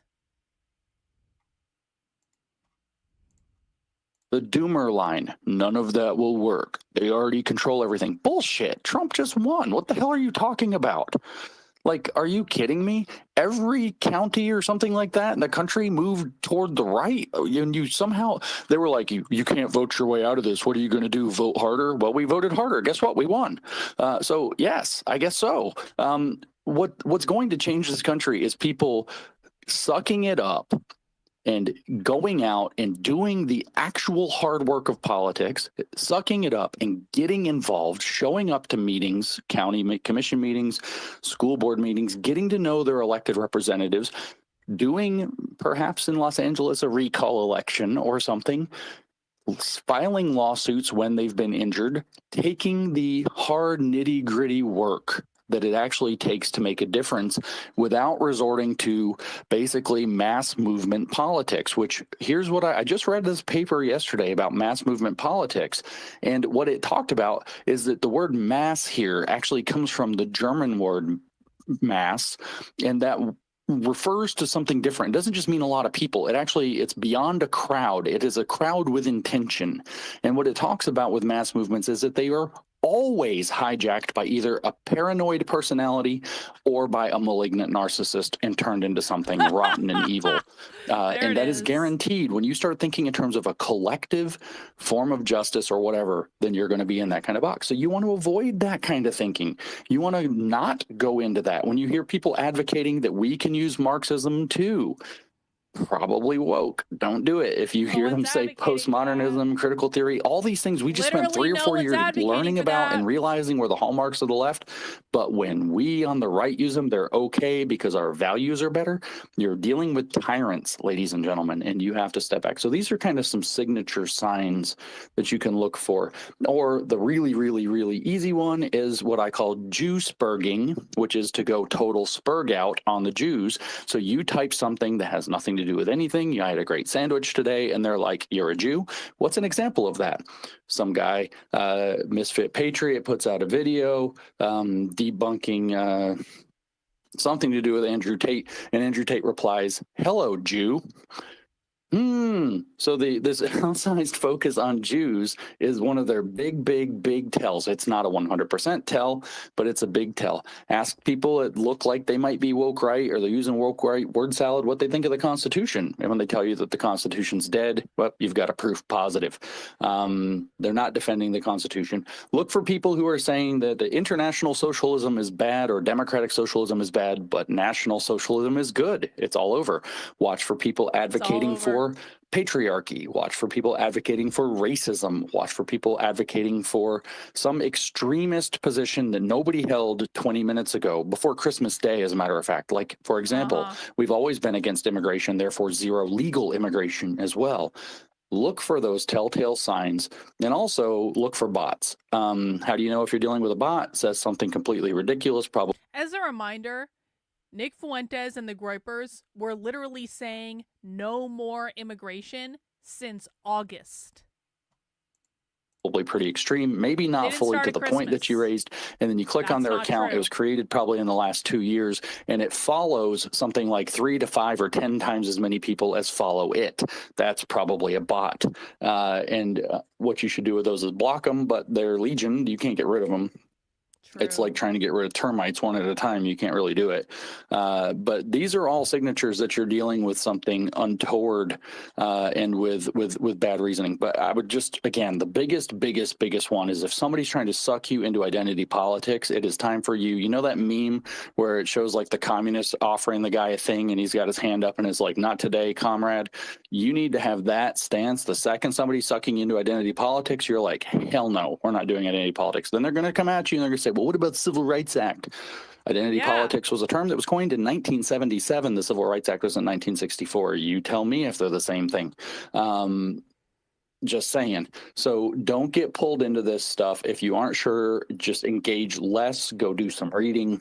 Rather than trying to fight with somebody. A dialectical operator's goal is to pull you into a conversation that confuses, mystifies, and upsets you so that you're more radicalizable and more likely to accept some of their lies based on the fact that some of what they said is also true. You know, what's it sounds like we shouldn't be using the language of the left, bottom line, as a starting point. I want to tell you, James, there's a young man, and Roden, I promise I'll get to you. Usually I go, right in order. But this is a young man who's 17 years old. Met him the other night. I mean, okay, so Soy Goy Roy is saying, I hate how they portray all race realists as authoritarians. If people disagree with us, fine, but many of us believe in the Constitution. Listen, I'll say this. I don't personally like the race stuff. People know this about me. I don't personally like it. However, I do understand the arguments that people are making. And what I will say is a lot of the people who I know on like the dissident right, for lack of a better term, they're not hateful people. They don't hate anyone. They don't hate people because they're a different race than them. They simply have ideas about demographics. They have ideas about like they don't think that race mixing is a good idea. They have a rationale for that I think it's not a hateful ideology. I would never say that. But it does, if they lay it out in like a way where they're not being trolly, it does actually make sense. Now, do I agree with it? I don't really care. But like, it's one of those things where I think that James is spinning something to make it seem hateful and to make it seem bigoted when it's really not. And I was at AFPAC. There were black people at AFPAC. Everyone was nice to them. People were very excited to see them. One of them was Bryson Gray. Everyone was going up to Bryson Gray asking him for autographs and stuff like that. And so I don't think this is a hateful community. I don't think they hate people that are different than them. I think they just have ideas about race, and people are allowed to have those ideas. And I don't agree with a lot of it. But you know what? I'm not running around the internet calling them bigots. With a group of Gen Zers who happened to be in a space that we were in. And I wanted to give you some hope for the future, James. So, Michael, you've got your hands up. Got a question for James Lindsay. Yeah. Hey, guys. Thanks, James, again for hosting this, Drax, and everyone being here. Thanks, Kay.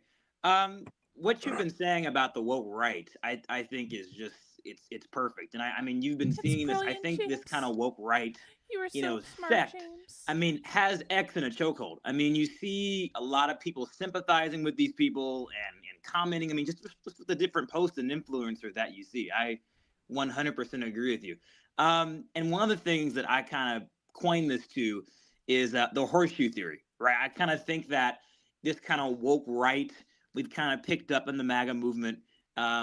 Some of these people, might have supported Bernie Sanders in the past.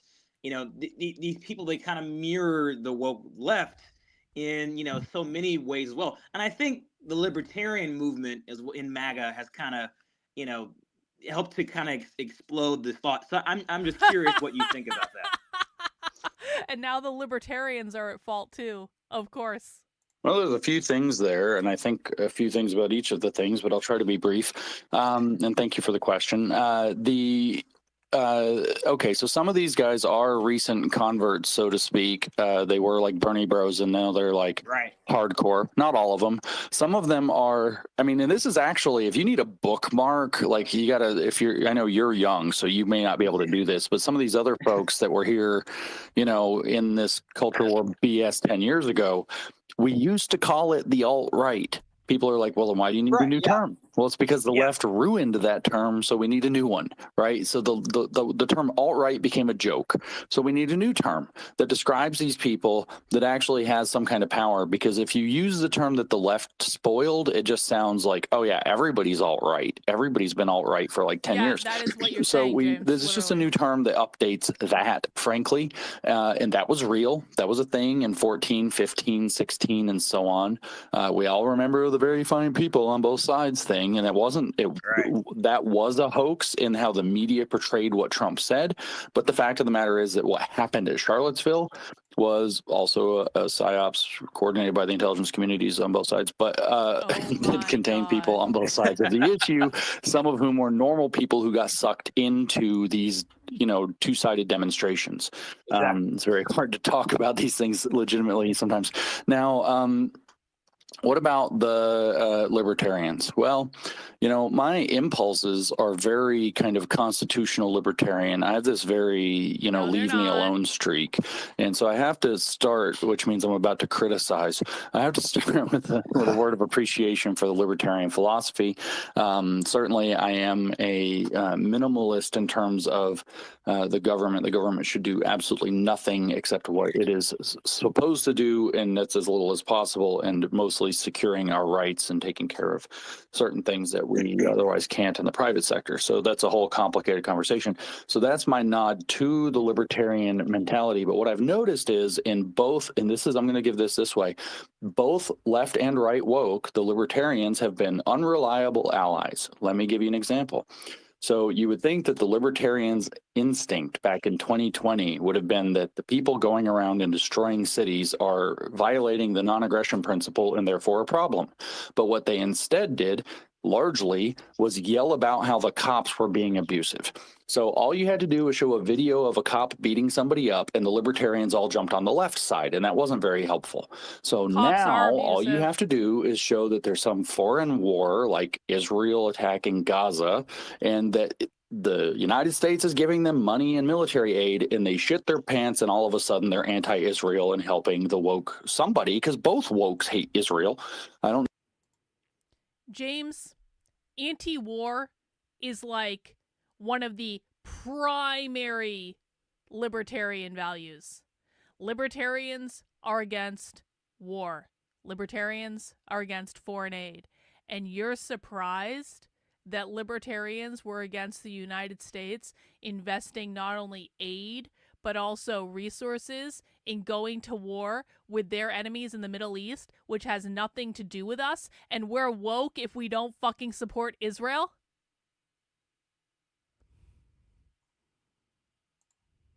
Know which woke they're deciding to help. Absolutely. Yeah. So their radical anti-government stance, and most libertarians, and yes, I'm going to just say it, are not actually principled libertarians. They are critical government theorists. Most libertarians are very susceptible.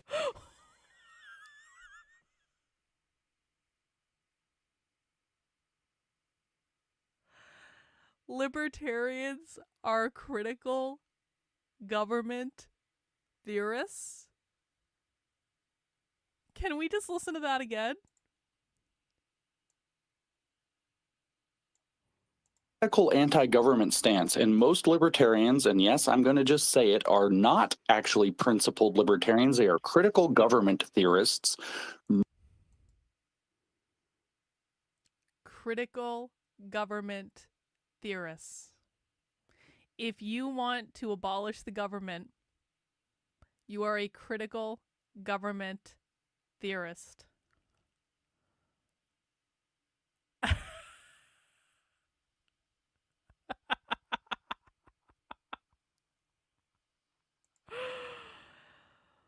Most libertarians are very susceptible to seeing any misuse of government power whatsoever and will get bandwagoned onto some extremist side. And it's very unfortunate. And I really wish they would stop doing Libertarians are opposed to misuse of government power. James literally just said that libertarians will get upset when the government misuses its power. I'm sorry. Let's listen one more time. I'm sorry. I have to. I'm sorry. One more time. Anti-government stance, and most libertarians, and yes, I'm going to just say it, are not actually principled libertarians. They are critical government theorists. Most libertarians are very susceptible to seeing any misuse of government power whatsoever and will get bandwagoned onto some extremist side. And it's very unfortunate, and I really wish they would stop. Libertarians get pissed off when they see a misuse of government power, and that makes them critical government theorists.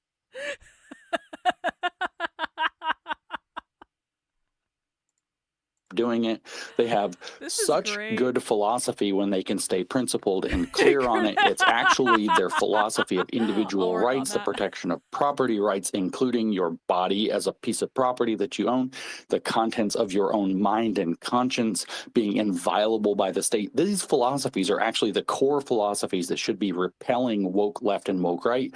But unfortunately, they have like, it's like going to the doctor and getting hit with the reflex hammer in the knee and your foot just kicks. It's like you show them a cop beating somebody up, whoops, their right foot kicks. I guess that's their left foot kicks. You show them a war that they don't like, and whoop, their right foot kicks, and they fall right off the wagon every single time. And I wish they would stop doing. Did James just make that up? Yes. Yeah. James just made that up. Yep. Doing that and like slow their roll a little bit. It's frustrating for me, and it's also hard because like I got in all this trouble with the woke right thing because I called comic Dave Smith woke. I said he's woke right. Actually, I didn't say he was woke right. That's actually a complete misunderstanding. People are like, debate him, and I'm like, why? There's like nothing really to debate. He expressed a view that is in line with woke right thinking, and I called it out, and everybody shit their pants, and it's not interesting enough to merit a debate. I don't want to argue with the guy about a word or whether or not the word applies to him. Frankly, I don't give a rat's ass about the guy. I do not care if it applies to him. I'm just going to call out if you're going to just jibber jabber kind of blindly about anti-this or anti-Israel in that case for what appears to be kind of bogus reasons. And if he doesn't merit being called woke right because he's actually what I refer to as a useless fucking libertarian, that's fine too. Right. All right, man. Good talk here with James here. What do you think, Kay? Oh, no, that's all right. I was just going to play Plinko, or I was going to move some folks down, and then bring some people up. We don't have a lot of time with I'll James. move down. Hang on. I'll move down. Thanks, guys. Thank you, Michael. Yeah, we know James has got till I think it's 9:30, right, James? So try to make sure you guys are, channeled in a question, as I say, short as the church confession, guys, so we can make sure we get other people up that want to talk to James here tonight, who's giving us his time till 9:30 here at the pub. And it's been a great conversation so far, learning about the woke right. I'll try to be quick and accommodating too. I'd love to hear as many of you as I can, but try if we're all quick, then I can answer more because I am going to scoot at some point. Right on, James. All right, man. Let's head on down to the Soviet Union. Roden, how you doing tonight? I'm good. Thanks, Drax. Thanks, Kay, Nikki. I have a question for you, and I'm amazed that you were just talking about it. It was a Brezhnev doctrine that was mentioned here, and then you were talking about the anti-Semitism. And what my question is, how is that possible that people are not realizing what is going on right now? On the right or the left, we are fighting each other like crazy because we are doing the same thing as was happening before. We are isolating one group of people and attacking them. So the best answer that I can give you to this is that this happens historically again and again and again for some variety of reasons. I don't think that we've teased out all of the reasons. I'm sure that there are Jewish scholars who have done a pretty good job at explaining this outside of my knowledge to articulate. But what's going on is we're in a situation right now that George Soros refers to as a reflexive situation. We're in a situation in which we know we have been being lied to. We're confused about what's true. We know things are not operating the way that we think they should. And that's a very dangerous place to be, because what's going to happen is people will then take advantage of that.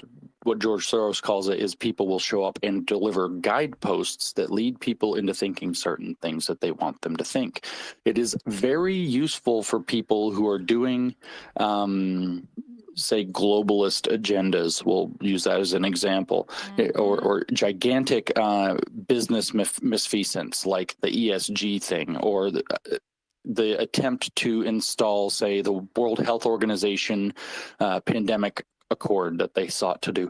It's very helpful for people trying to push those kinds of agendas to have everyday individual people not only fighting with each other, but blaming some group that's not actually part of the project. I was talking to a guy one time, I won't name who he is. You probably don't know him. It's not the one you're going to think, who was in Navy intelligence. And again, it's not the one you probably think. And he told me that the essence of an intelligence operation is to strike your opponent such that they think somebody else hit them. So the goal then is if that they can take advantage of this chaotic environment in which people don't know what's true, they're seeking answers, they know something's wrong, they know they're afraid, and they can insert a guidepost that says it's the Jews. It's this outsider group that you don't really understand. And look at all these historical markers where bad Jews have done bad things or whatever. Then they can lead them into blaming the Jews or blaming whatever group. It doesn't have to be the Jews. It could be the Greenlanders. For whatever reason, we could just say a different group. To get them to blame those people instead of keeping their eyes on the ball. And the Jews have been, for a wide variety of reasons that we could, I think, have deep philosophical conversations about, a particular target group for this process a lot. One of those reasons, obviously, is that they tend to be professionally very successful in the societies that welcome them in. Another reason is that they are, in some sense, outsiders within. They have their own culture. They have their own traditions. They don't fully assimilate religiously with the prevailing culture. They keep Sabbath, for example, differently. They observe kosher and other things like that make them appear or feel a bit like the other within a given society. So they become a very easy target group to scapegoat and blame. The complicated politics of the Middle East and the complicated politics of Israel's role in the Middle East, as in a very real way, not just the Jewish state, but as an outpost of Western intelligence and in a very high turmoil region, is another reason that they're going to be a major target. But the basic answer to your question of how did we get here again is that we are in a high level of uncertainty, a high level of fear, and motivated actors are creating anti-Semitism as a purposed distraction away from the real problems that we face because it works and they know it works. Hey guys, I just want to do a quick pause and remind you, if you have not yet mounted the like button for me, there's a shocking discrepancy between how many people are watching the stream right now and how many people have mounted the like button. So mounting the like button lets YouTube know to recommend my stream to more people. I would really appreciate it. Help me break out of this YouTube shadow ban that I'm perpetually in. Sometimes we can break out of it for a day or two, and that's really cool. If you don't feel like mounting the like button, you can high five the like button. You can put your arm around the like button. You can give the like button a kiss on the cheek. You can give the like button a slap on the ass. Just don't smash the like button. We're not hooligans here. We're adults. We do what we do, but we do it, you know, a little bit more elegantly than smashing. So please do so. I appreciate it. I appreciate your answer. Thank you so much. I'm telling you. Well, also Javi's up here. He's from Cuba, but before I go to him, let's go to Rob. When I rotate you guys down, it's not personal, I promise. I just want to make sure we get enough questions in here. All right, Rob, go ahead. Hey, Kay, thanks for allowing me to speak. James, this is awesome. I've been following you since the like button. I don't know how long. Yep. You just made so much sense. The first time I encountered James, woke, you just make so much sense. 2016. I never understood it was fundamentally this stuff different until you than explained anything it to I'd me. ever experienced before. in any kind of liberal or Man. leftist space. It was, for lack of a better word, just pure evil, hatred, rage, manipulation. So I've been following you since. You spoke the most clearly of anybody during that period. So thank you for that. This guy. I think my comment really to you, or just kind of a question, is it's personal, because I wake up and I see your posts, and sometimes you've got this hard charging positive energy, and I love it. And sometimes there's a bit of despair. And so I guess my question to you is, okay, James has positive energy. What do you do to guard yourself against some of the despair that's being peddled, and some of the fear? How do you keep your footing and prevent yourself from falling prey to this as you're battling it? Dude, that's a fantastic question. And thanks for all your support lately. I don't know if it's been all along, but I've definitely noticed it lately. So I appreciate it a lot. Oh my God.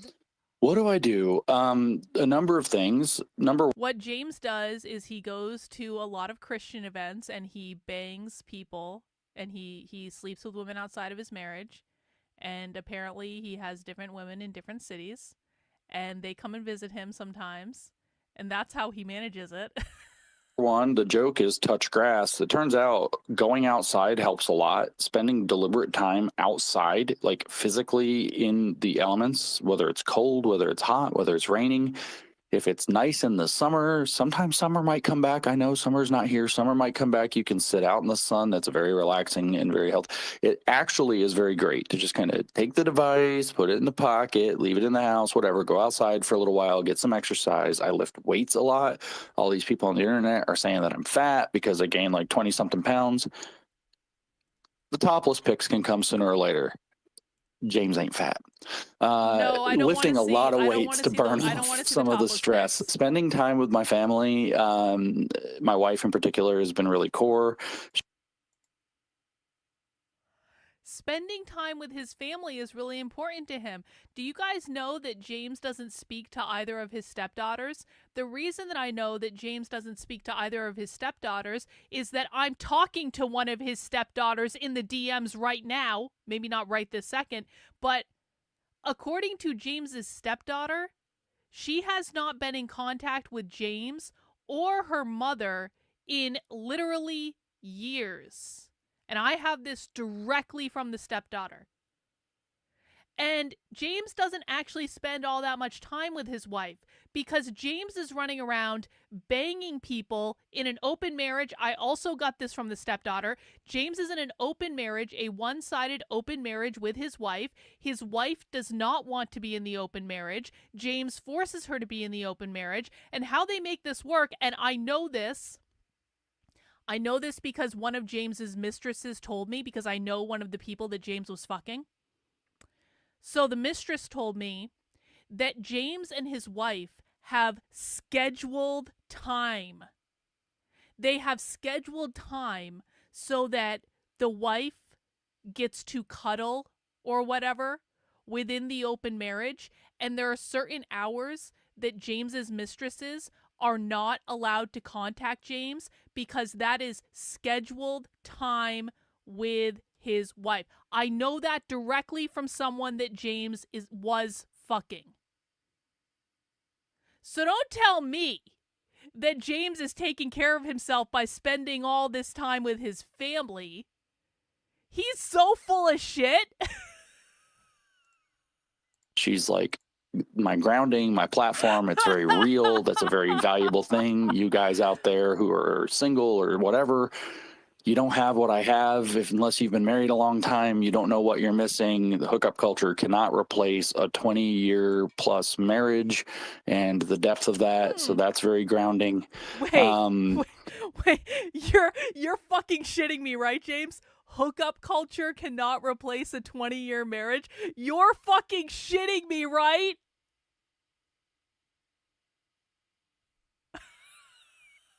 Hang on.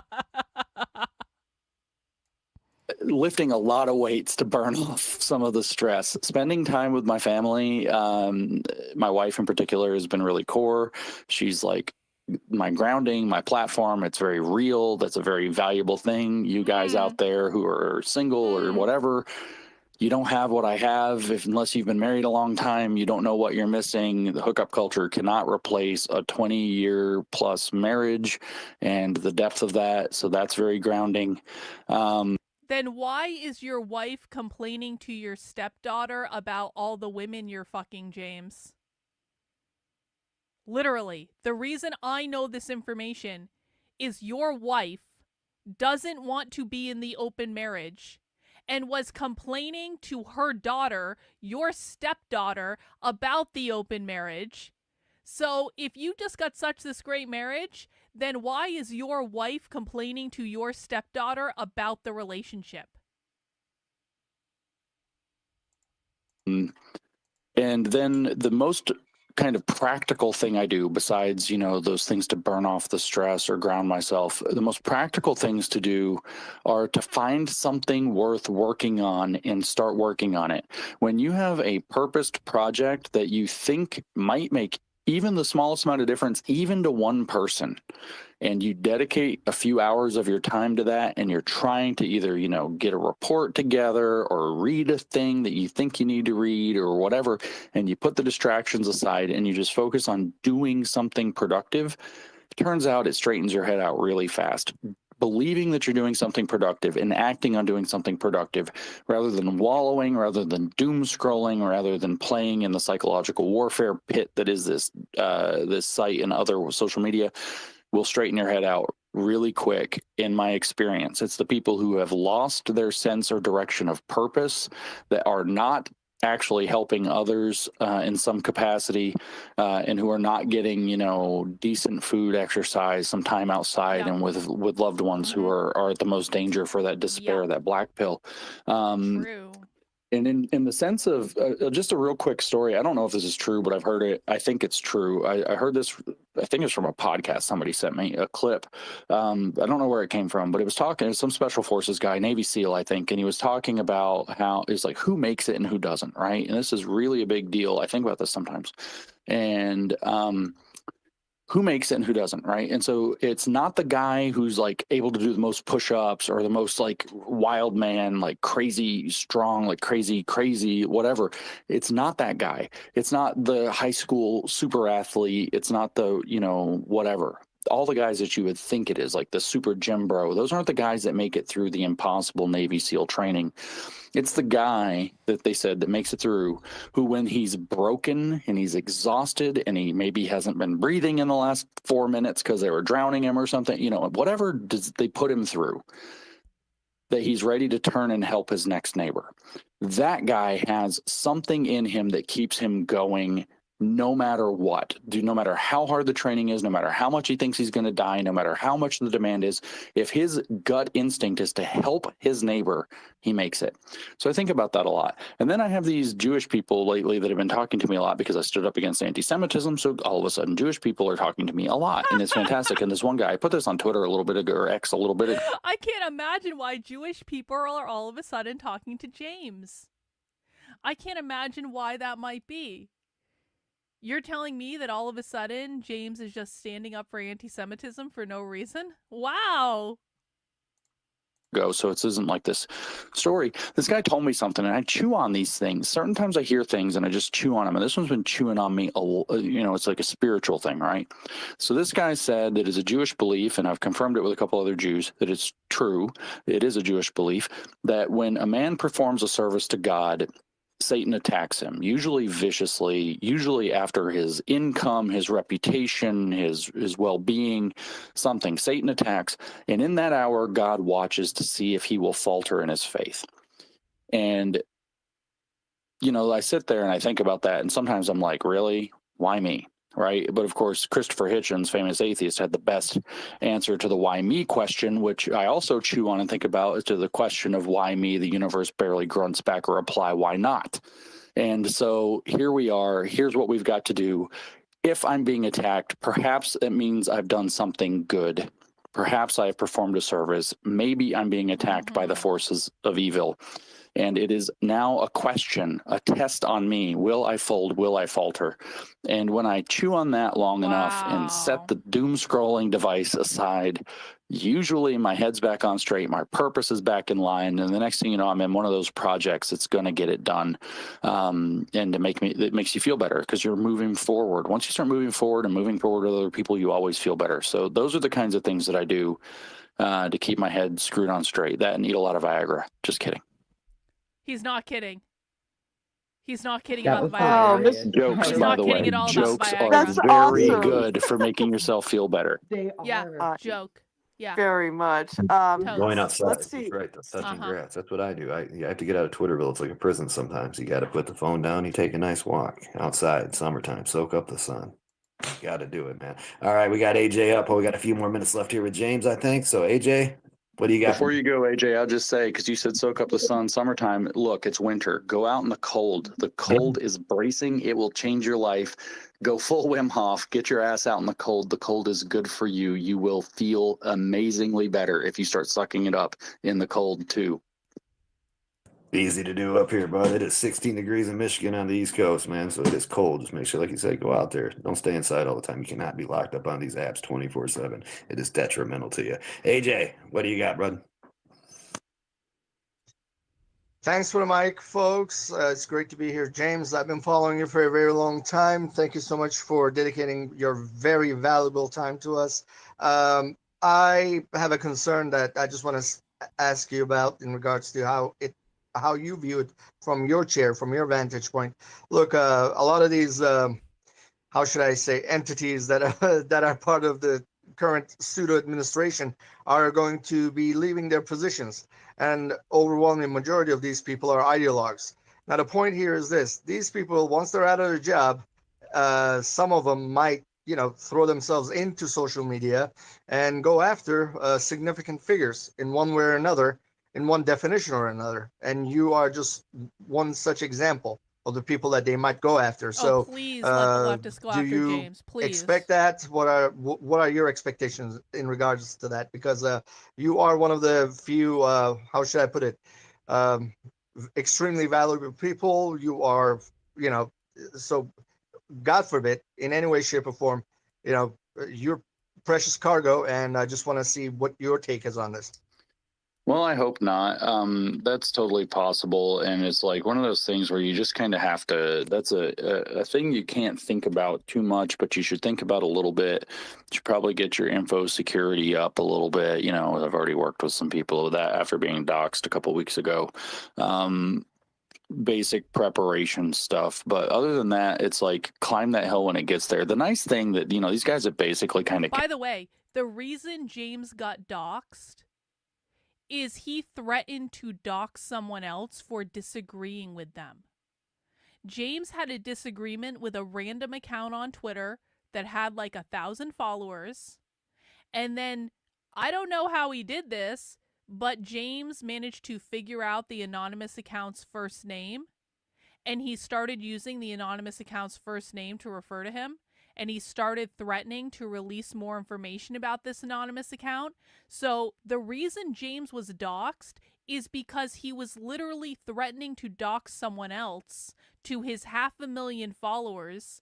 And then the person he was threatening to dox got pissed off and essentially told James to apologize, and if James didn't apologize, then he was going to dox James and his family, which I do not condone. Doxing is bad. No one should do this shit. But I'm just explaining that the reason this happened is because James was fucking around with doxing an anonymous, or like a 1,000 follower anonymous account to his 500,000 followers, and the anonymous person fought back and said, I'm not going to take your shit, James. And then he threatened to dox him, and then James refused to apologize. So apparently he did dox him. I don't condone any of that. But James was fucking around, and James found out. Canceled me. And that's fine. Like at first I was kind of like, that sucks. I thought these people were my friend. And that's really the only part that bugged me was like I thought they were my friends and I thought they got it, but apparently that's fake. But hey, that's politics, right? the nice thing, as you heard me rant about libertarians and you heard me rant about the influencers, I did this with the so-called very smart people, the left-wing influencers who aren't the woke, but that, I write for the Atlantic crowd. Back in the day, I called them very smart people. Once these people stop respecting you, you are free to say whatever the hell you want. And that's kind of nice. So, it's just kind of getting your head prepared for that. And if they come after me more, I guess, frighteningly or kinetically or whatever, I've got decent friends and connections in various levels of law enforcement, and hopefully we can deal with any of those problems should they come up. And hopefully they won't, so for all those people out there, and I know there are a lot who pray for me and pray for protection for me, I appreciate you and keep it up. As you can hear, the narrative with these woke rights is that I hate Christians, so that's why I would say something like that. Again, the humor is very good. But no, definitely, I take that seriously. And honestly, I think I might be one of the most prayed for non-Christians on the planet, and I really, really appreciate it and hope you'll keep doing it. Thank you very much. Thanks for coming up, AJ. Let's go with the Wicked Pissa. He's in the house. Hey, Bucksta, how you doing, sir? Doing good, Nikki. Thank you, Drax, Kay. Nice to see everybody. Hey, James. Absolutely awesome to listen to you and all the different points of view and the advice. I'm a little bit, shall we say, simple. If you had to put it into three categories, and I'm not really just talking about X, but in general, what are the three major warning signs you would advise everybody to just look for from either the far right or the far left? Yeah, so the number one warning sign overall is identity politics. If people start pushing it in terms of like race or identity or something like that, and saying that people have to basically think in terms of that kind of ethnic categorization, just watch out. That's not a healthy road. It doesn't end anywhere good. That's certainly a dangerous place. The second one is, to watch out for these, I think, I'm trying to make this simple. There's a style of manipulation that's kind of like you need to pick either this or that. So either you support trans people or you support Nazis. Either you support the left or you support the right, as though independent thought is no longer allowed, issue by issue, fact by fact, or just for an individual, right? So I would be very concerned about that. And then the third thing that I'd watch out for with the woke left and right is that anybody who's out here saying the little people can't think for themselves, so we need specialists to think for them, those people are tyrants. That is the move of tyrants. This is for your own good. You don't know how to organize society, so the smart people have to organize society, or whatever it happens to be. So watch out for that. And believe it or not, that's called elite theory. This is much more prevalent than you think. And if you kind of pay attention to the way some of the people in these different spaces, not X spaces, but in these kind of conversations on their posts and whatever come up, you will actually see them articulate these views that the American way of life doesn't really work. So we need kind of a group of people who understand things better to run everything for them. So those would be kind of three huge warning signs: identity politics, this idea that we need an elite class to run everything for us, and this kind of either or manipulation, which is called an affordance trap in the political warfare literature, that you're either on our side or you're on their side, which is therefore a politics of polarization, right? So I'll give you one quick example that's pertinent. There's an attack. It's already started. Some people will have seen it. Some of you won't have seen it yet, but it's out there. There will be a hard push to attack the legacy of Ronald Reagan. There are various purposes for that: his anti-communism, his shining city on a hill vision for America, and so on. But they're going to attack Ronald Reagan on his immigration policy. They're going to attack Ronald Reagan on some of the different things that he did, Department of Education, and so on. And they're going to try to undermine people's belief in Ronald Reagan. And what will happen, that's fine. Is it wrong to question Ronald Reagan?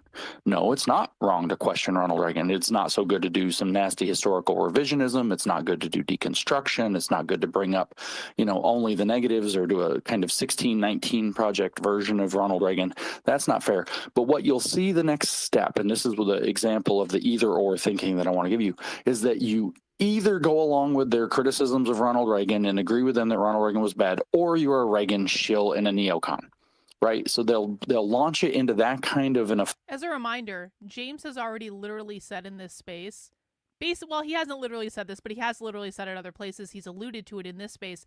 If you're not a classical liberal, you are on the woke right. If you don't support Israel, then you are on the woke right. If you question Trump in any way, you are on the woke right. Not only are you on the woke right, but you're part of a paid psyop that is paid by Qatar or Iran or Russia, and that everything you believe is fake and it's not real, and your only role is to disrupt the right, which really makes you part of the left. affordance, that kind of a either or, us or them, polarized answer. And that is the biggest danger.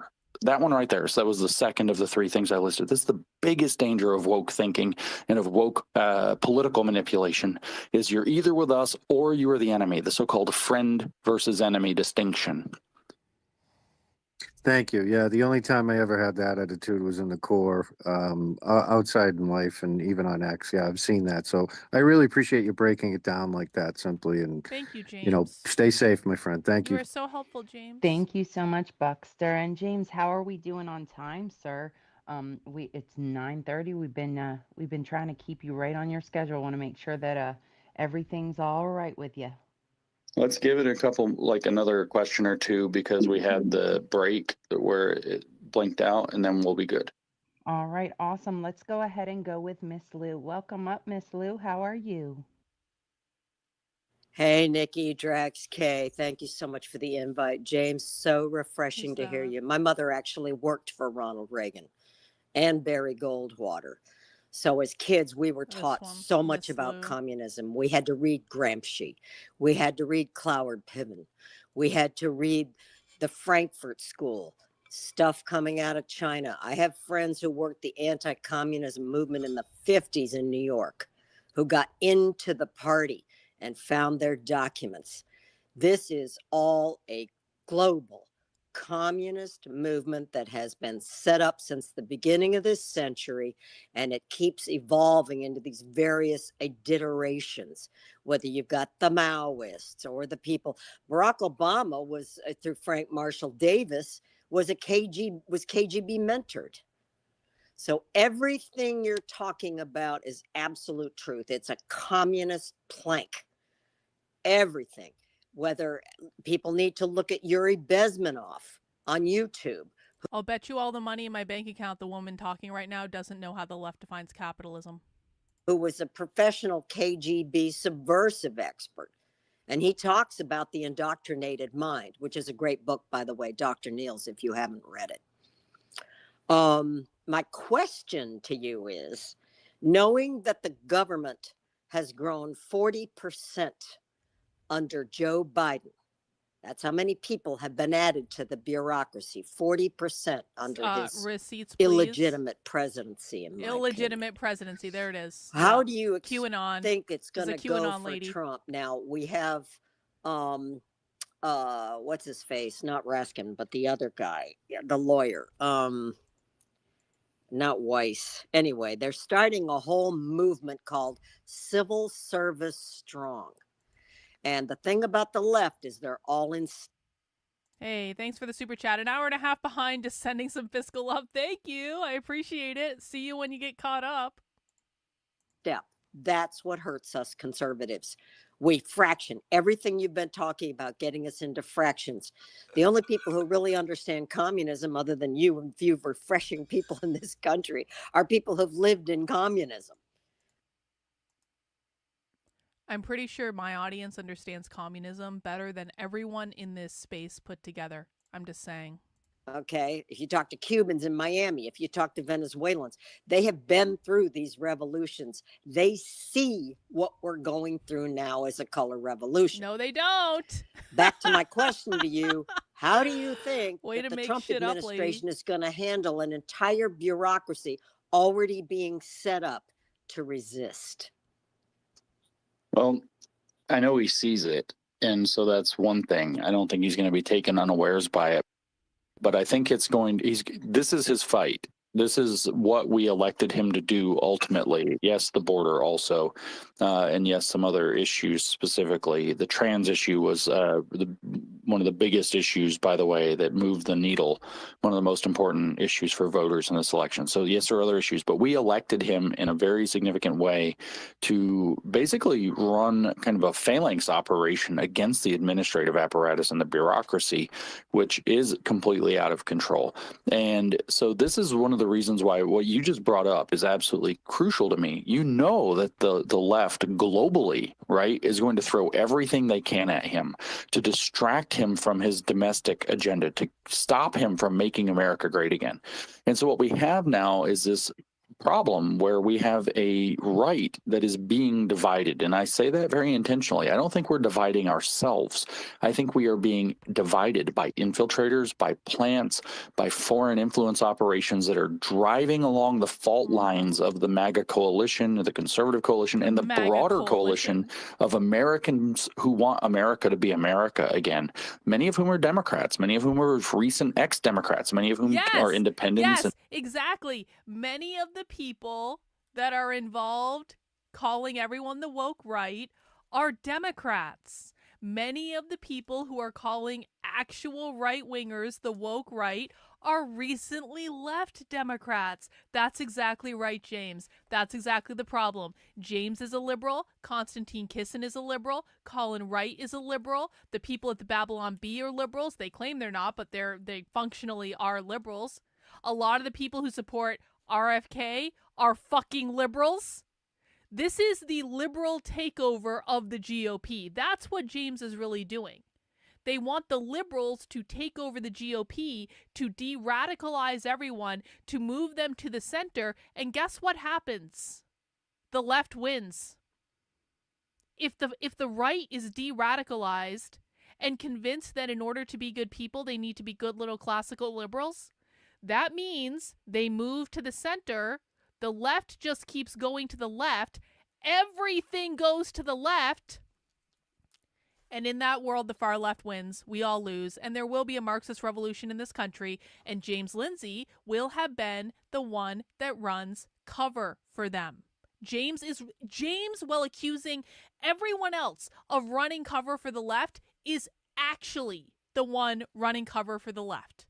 James spent months leading up to the election saying Kamala Harris is a communist. All Democrats are communists. Kamala Harris is a communist. Kamala Harris is a communist. The Democrats are communists. Kamala Harris was never a communist. The Democrats were never communists. The real communists and socialists were flat out saying they're not voting for Kamala Harris. They were protesting the DNC. This was plain as day for everyone that fucking looked.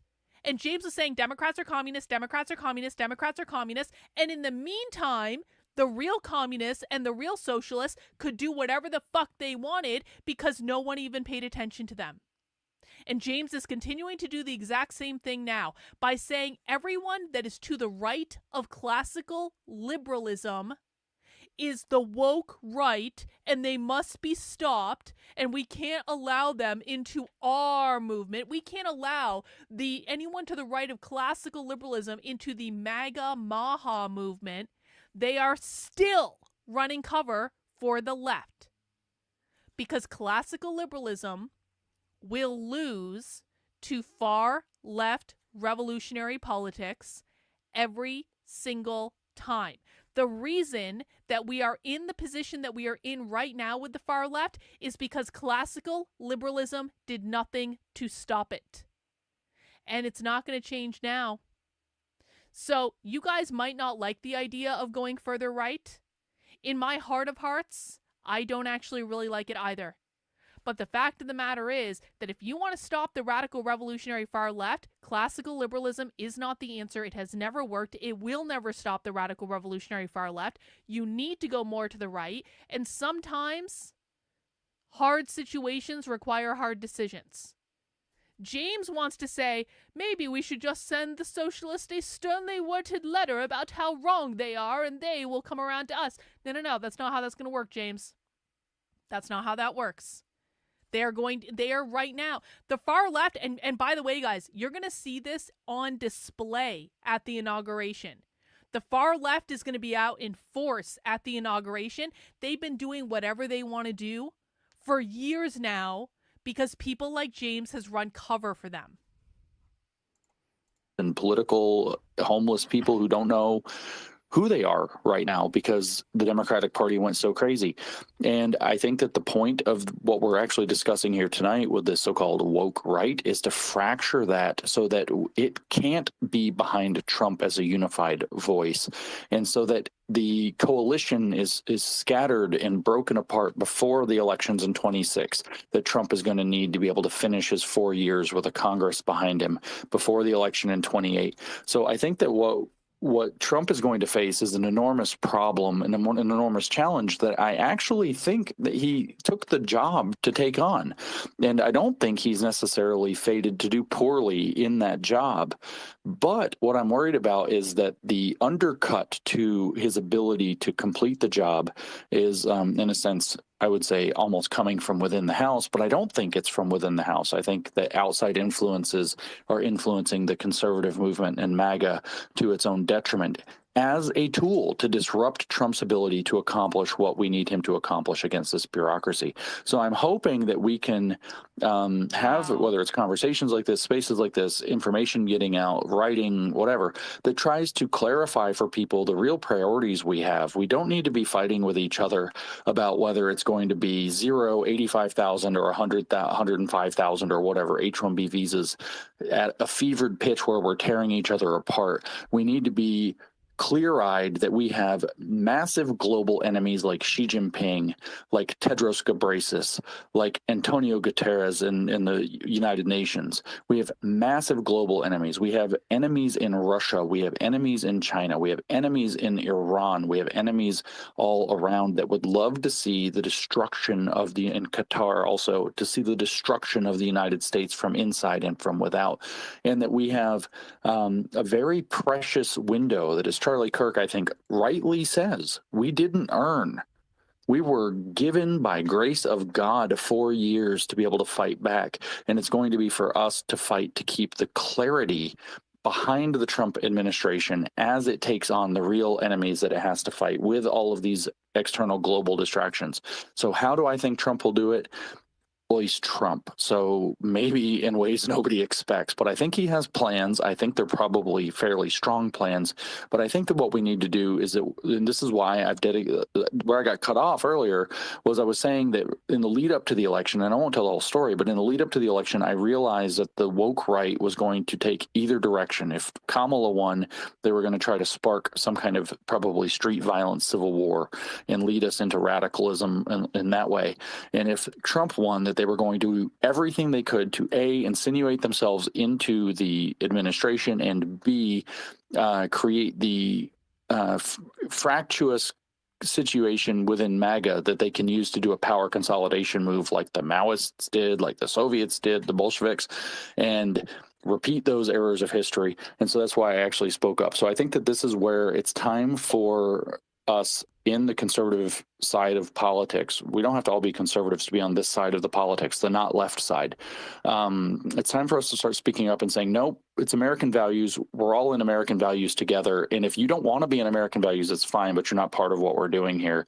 And you can go do whatever you want off to the side, but we're not going to, invite you into the program of making America great again and making sure that Trump can stay on target against the administrative bureaucracy and these foreign and institutional enemies that he's going to have to fight every step of the way.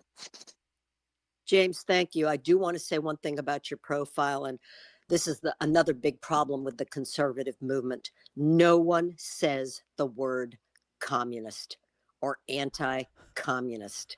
Like Excuse me? No one says the word communist or anti-communist? Yes, guys. James is the only person who says the word communist. James is the only one. There's no one else on the right that says the word communist.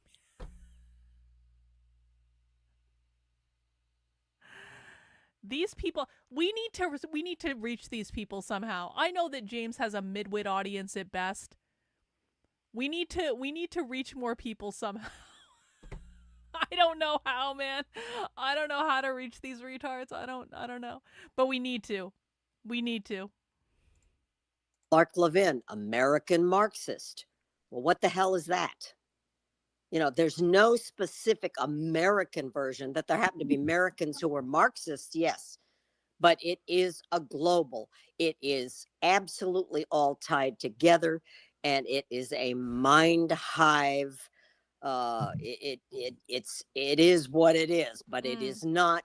They don't fracture themselves. They understand totally what they are. You know, Miss Lou, we got anti-commie right here. So she just says it in her name. All right, who's going to play Plinko? We've got to let this guy go. He's got a family and a life. I think that was his He last doesn't have a question. family and a said life. would He be taking doesn't one more actually at question, all. unless That's he not can take true. two more. We have two more hands, James. Do you need to? Let's do it. All right, let's do it. But it's lightning round. Yep, let's go rapid fire, guys. Let's go. Rapid fire. with James Boot has got a and then family, Brandon. guys. He's got to see his mistress tonight. Well, hello. How's everybody tonight? Two things. This lady was talking about Reagan, and I watched a big influencer on here attack Reagan about 6 months ago on here, and some of these people who work for Reagan didn't say a blasted word to her, didn't rebuke her. And I'm not saying names, just she, and I attacked her. She got mad and blocked me. Anyway, long story short, I just get sick of these people. Trump has never said a bad word about Reagan. None of these guys say a bad word about Reagan. No one did better one say thing. a bad word about He Reagan had when a- I'm he had a listening. mind I'm to going to tell destroy them the fuck evil off. empire of the Soviet Union, and he And they completed blocked it. me when I told them He to had to fuck fight off. I uphill couldn't against believe to it. They do said a that, bad word about but he Reagan. did it. And the second thing is, I'm watching influencers while we're being called racist and being deplatformed. I'm right now shadow banned. No, you're not, bro. And No one interacts Hey, with your Boot, do content. you No have a one likes question it. for James? Not really. I Okay, just wanted we're to. doing questions for James because he has to get Okay, we'll going. let y'all do questions. That's fine. I just wanted to say something. That's fine. I don't right, even have, thanks, I don't Boot. even know who James is. Brandon, I just if want to you have a complain about question for Reagan. James, we'll go ahead and take it now. Yes, I definitely do. First of all, thank you so much for the work you do, James. It is invaluable. It's supported me in bringing my family from the woke left, and now I've got this issue of the woke right. How is it that people can go from being critical of Israel to Jews, Hitler's a good guy? How does that happen so fast? And how, more importantly, how do we bring them back? God, I wish I knew. It's shocking to me, actually, watching this. I mean, we all, those of us that actually grew up in schools that taught things, at least, saw I remember growing up, we learned so much about the Nazi turn in Germany, and we were still all shocked. How could it happen? How could it happen? How could it happen? And now it's kind of actually happening. What we're seeing is the vigorous, very rapid, and I think very highly fueled and frankly funded push to a Nazi reaction to the provocations of woke communism.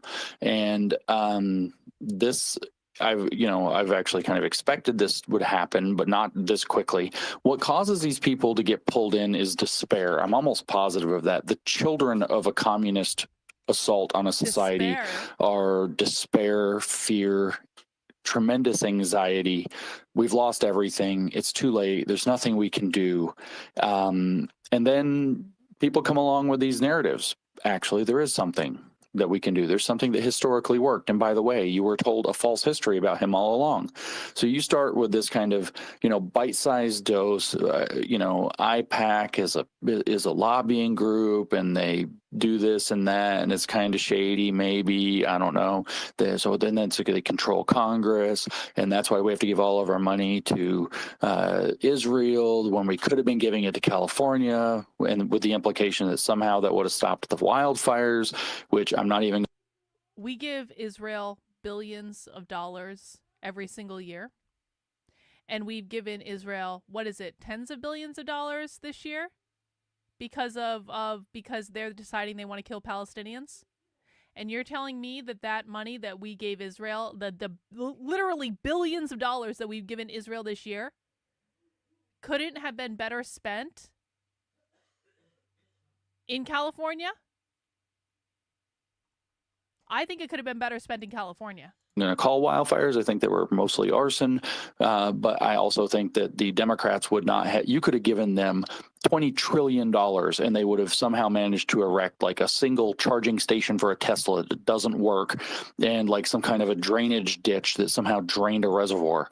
Like, the Democrats didn't have the political will to get anything done right. They were doing things wrong on purpose. It wasn't a budget issue, but you start taking this bite-sized little piece. Oh, and they did this, and oh, and they did that. And then historically, did you know that the critical theorists were actually all Jewish? Then did you know this? And did you know that? And little fact, little fact, little fact, little fact. And I think they get breadcrumbed into this very quickly. But there's another dimension to this that I don't think a lot of people think about. And I think about it a little bit, but I don't know a lot about it. And I don't know. This is a hypothesis. It's just a guess, right? I'm just a guess based on psychology, which is that as you walk down the road into something that is widely reviled in society, you decide that you're going to break the taboo, right? You don't have an easy road back. Once you decide, for example, why is the alleged pedophile ring of Jeffrey Epstein, the blackmail, so powerful? Well, who could you give legal amnesty to? Let's say that it's some random guy named Gil Bates who went to, nobody knows who Gil Bates is, who went to Epstein Island a bunch of times and did a bunch of very illegal things with young people. And then the FBI comes along and says, the Justice Department comes along and says, Mr. Bates, you're absolutely absolved of everything legally. We're going to protect you. We'll put you in hiding, whatever, blah, blah, blah, if you talk and tell the whole thing, and we're going to bust everybody else, which is usually how you do these kinds of like rings, right? It's how you destroy those things. Society's not going to accept Mr. Bates, right? Mr. Gil Bates is in a lot of trouble with society. Nobody's going to accept somebody who came out and copped to a bunch of pedophilia.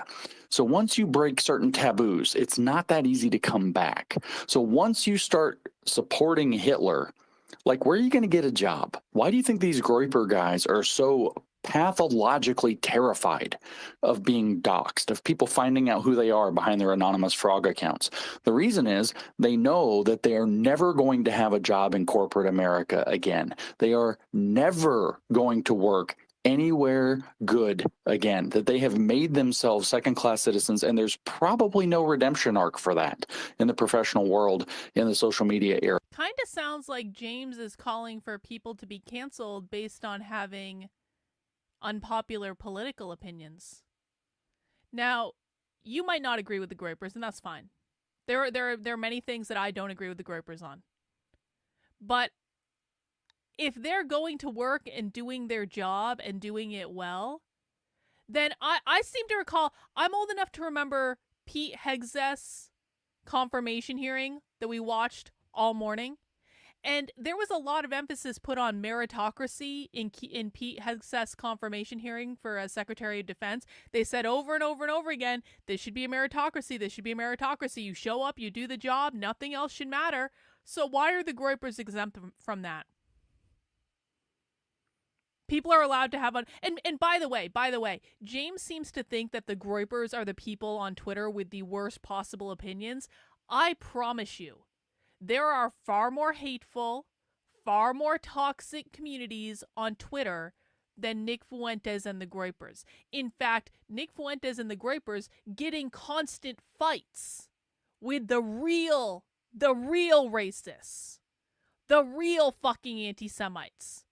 There are way more toxic people.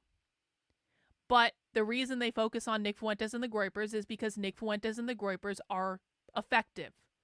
They can ratio anyone. They can get anyone's attention on Twitter. They muck up your replies.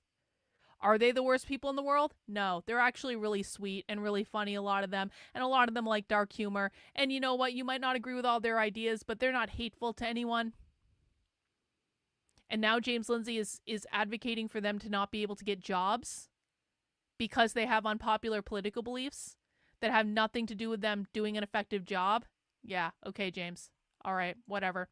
Naruto, I predict Haley's next big mind-blowing revelation will be guys socialists say America isn't a true democracy. I think Haley's probably going to retire, but we'll see, Naruto. I appreciate the super chat. So what option do they have? They have one option, which is the exact same option the Democrats had during the Biden presidency, which was to put all their chips on the table and go full blast further in and hope they break through the other side. What? Because otherwise they're hosed. Now, I'm not saying it's necessarily that bad if you put some colorful memes on the internet, but you know, every step you take down this road of taboo destruction is you signing yourself up for either I'm all in or I'm toast if this ever comes out, and having no way back into polite society. Like, you know, it's rather than there's not a lot of roads, right? How am I trying to say this? There's not a lot of roads to like, hey, I'm James, I'm the new guy here and I supported Nazis for 3 years and that's the blank spot on my resume. Like, there's not a lot of room for that, right? And so these people have Nick kind of Fuentes this isn't a Nazi. extra radicalization jet fuel, which is that they don't really have a good road back. And how do we bring them back? I have no fucking patience for people who completely mischaracterize the positions of other people. It really just pisses me off because this happens to me all the time online, where people take one thing that I've ever said and they make everything I say and do be about that thing that they've taken out of context and twisted until it doesn't resemble anything close to what I actually meant when I said it. It's like I literally spend most of my time studying the far left, writing about the far left, making videos about the far left, teaching people about the far left. That is like the bulk of my time, the majority of my time. And I have people coming to me and saying, your entire world revolves around James.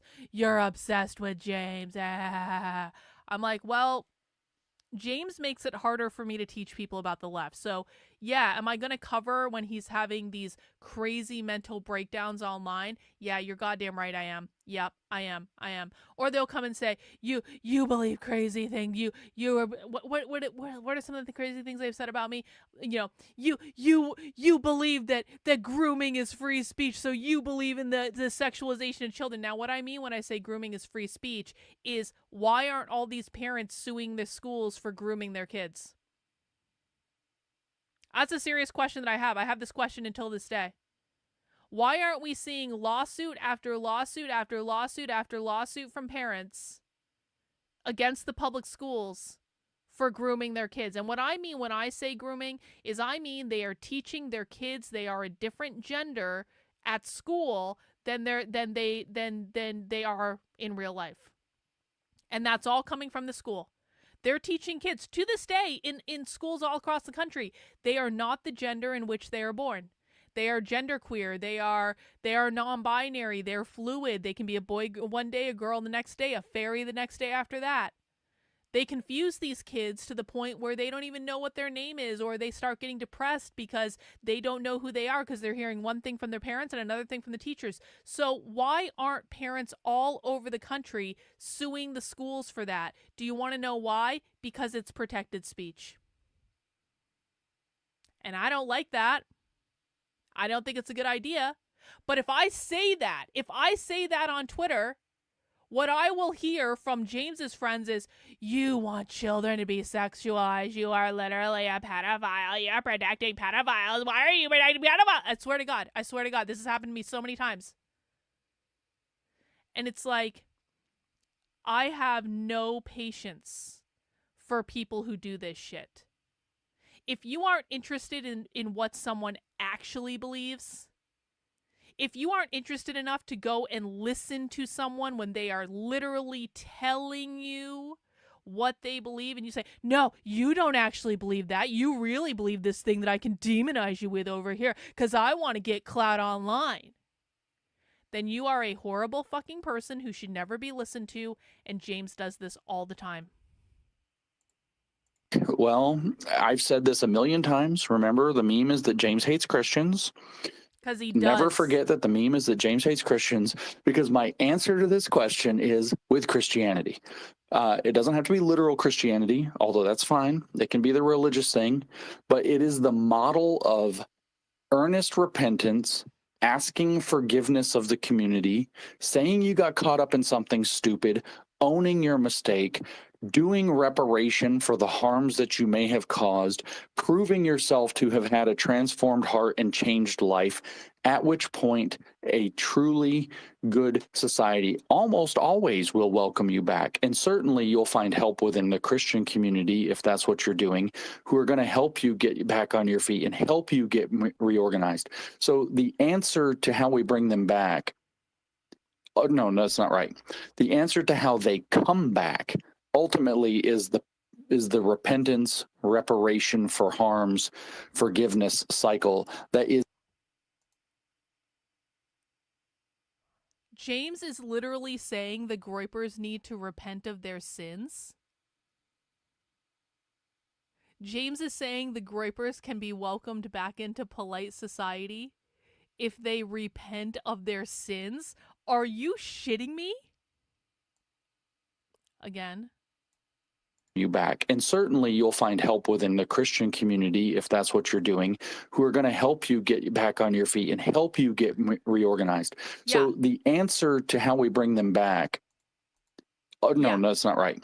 The answer to how they come back ultimately is the repentance, reparation for harms, forgiveness cycle. Oh, I'm sorry. James is not just telling the Groypers they need to repent.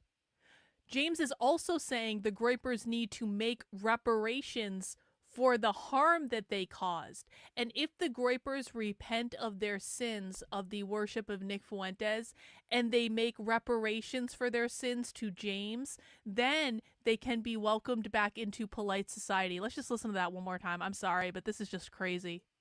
Who does he think he is? You back. And certainly you'll find help within the Christian community, if that's what you're doing, who are going to help you get back on your feet and help you get reorganized. So the answer to how we bring them back, oh, no, that's not right. The answer to how they come back ultimately is the repentance, reparation for harms, forgiveness cycle that is the central engine of the Christian belief system. That is absolutely their way back. How we bring them back is, again, Christian. We constantly remind them that that is possible. We constantly remind them that it doesn't matter if they deserve it. None of us deserve the grace that's available. We constantly remind them that this is a possibility for them when they're ready to take the step and take the emotional growth and actually do it. So we constantly give them the invitation. And on the other side of this, when people take that invitation and they do repent and they do reparation and we do forgive. He's saying it again. When people do this and they repent of their sins and they do the reparation and then we forgive them, then they can be welcomed back. We accept them as forgiven. We don't hold it over their head. And so other people can see that, yes, in fact, repentance and aligning yourself back with virtue will result in absolving you of this heinous taboo breaking fall in. Well, what is taboo breaking in a sense is this fall into sin.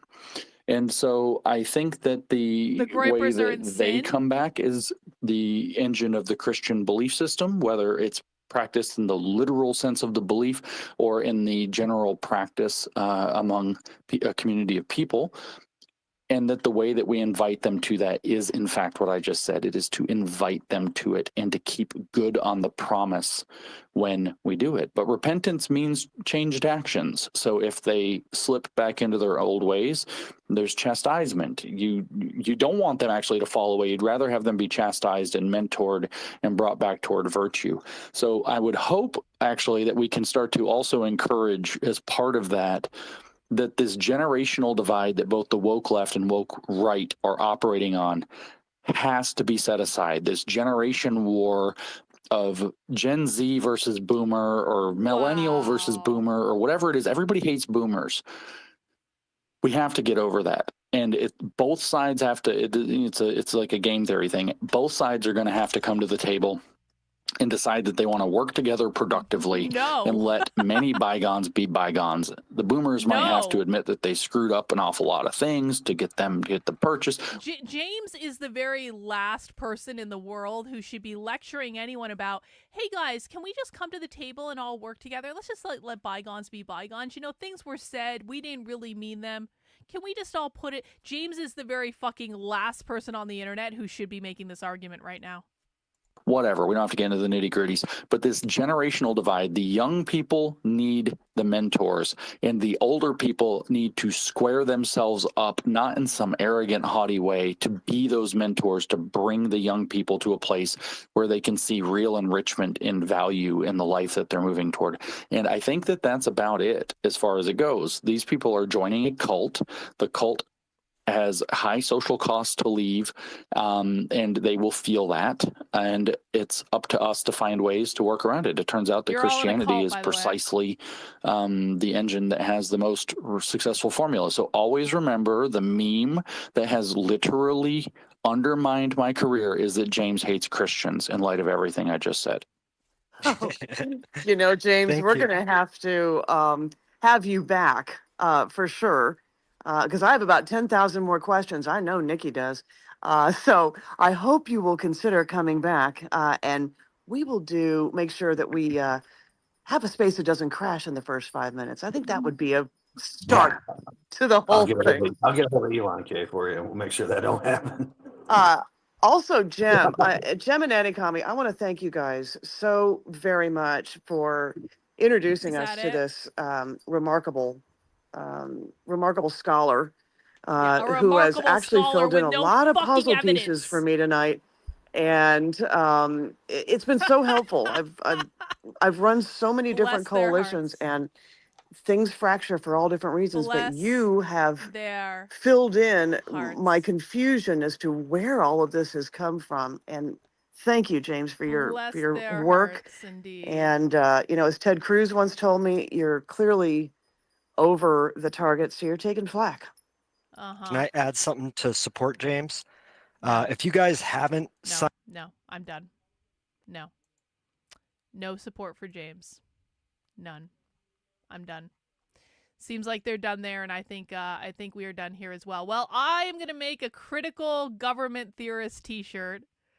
I have it on my list, but I hope everyone enjoyed that little adventure into James's fun-filled world of insanity. And yep, James does believe everything he says, and a lot of people agree with James, and it is what it is. It is what it is. And I don't know how to reach those people. I just don't know how to reach those people. I really don't.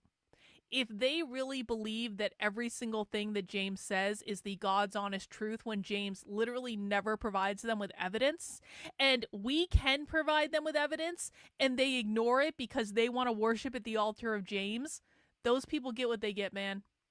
You can't reach everyone. You can't teach everyone. And that's just the way it goes.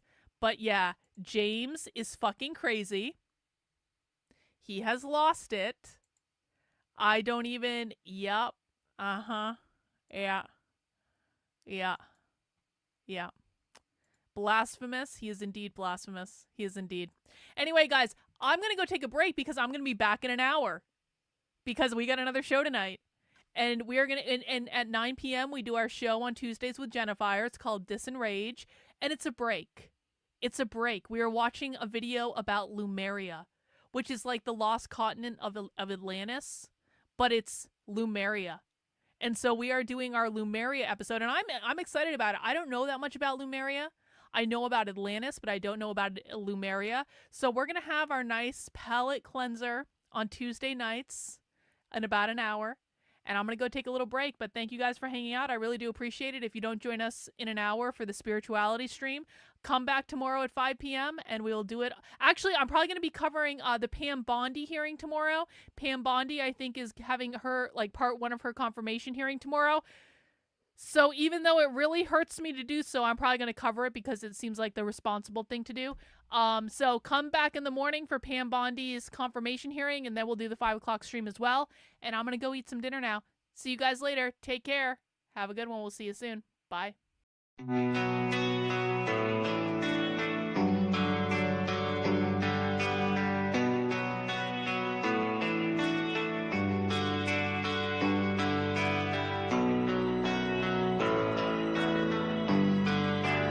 How are you feeling?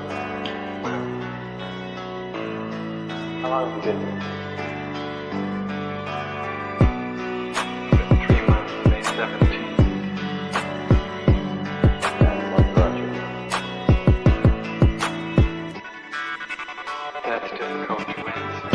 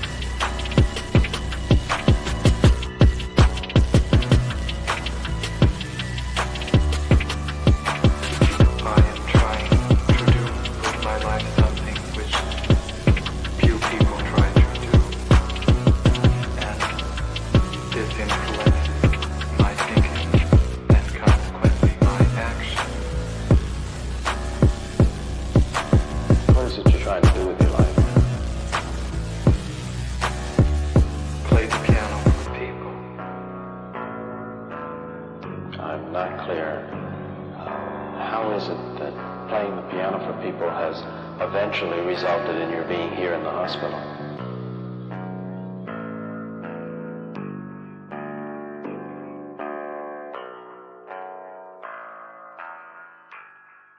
That's difficult to answer.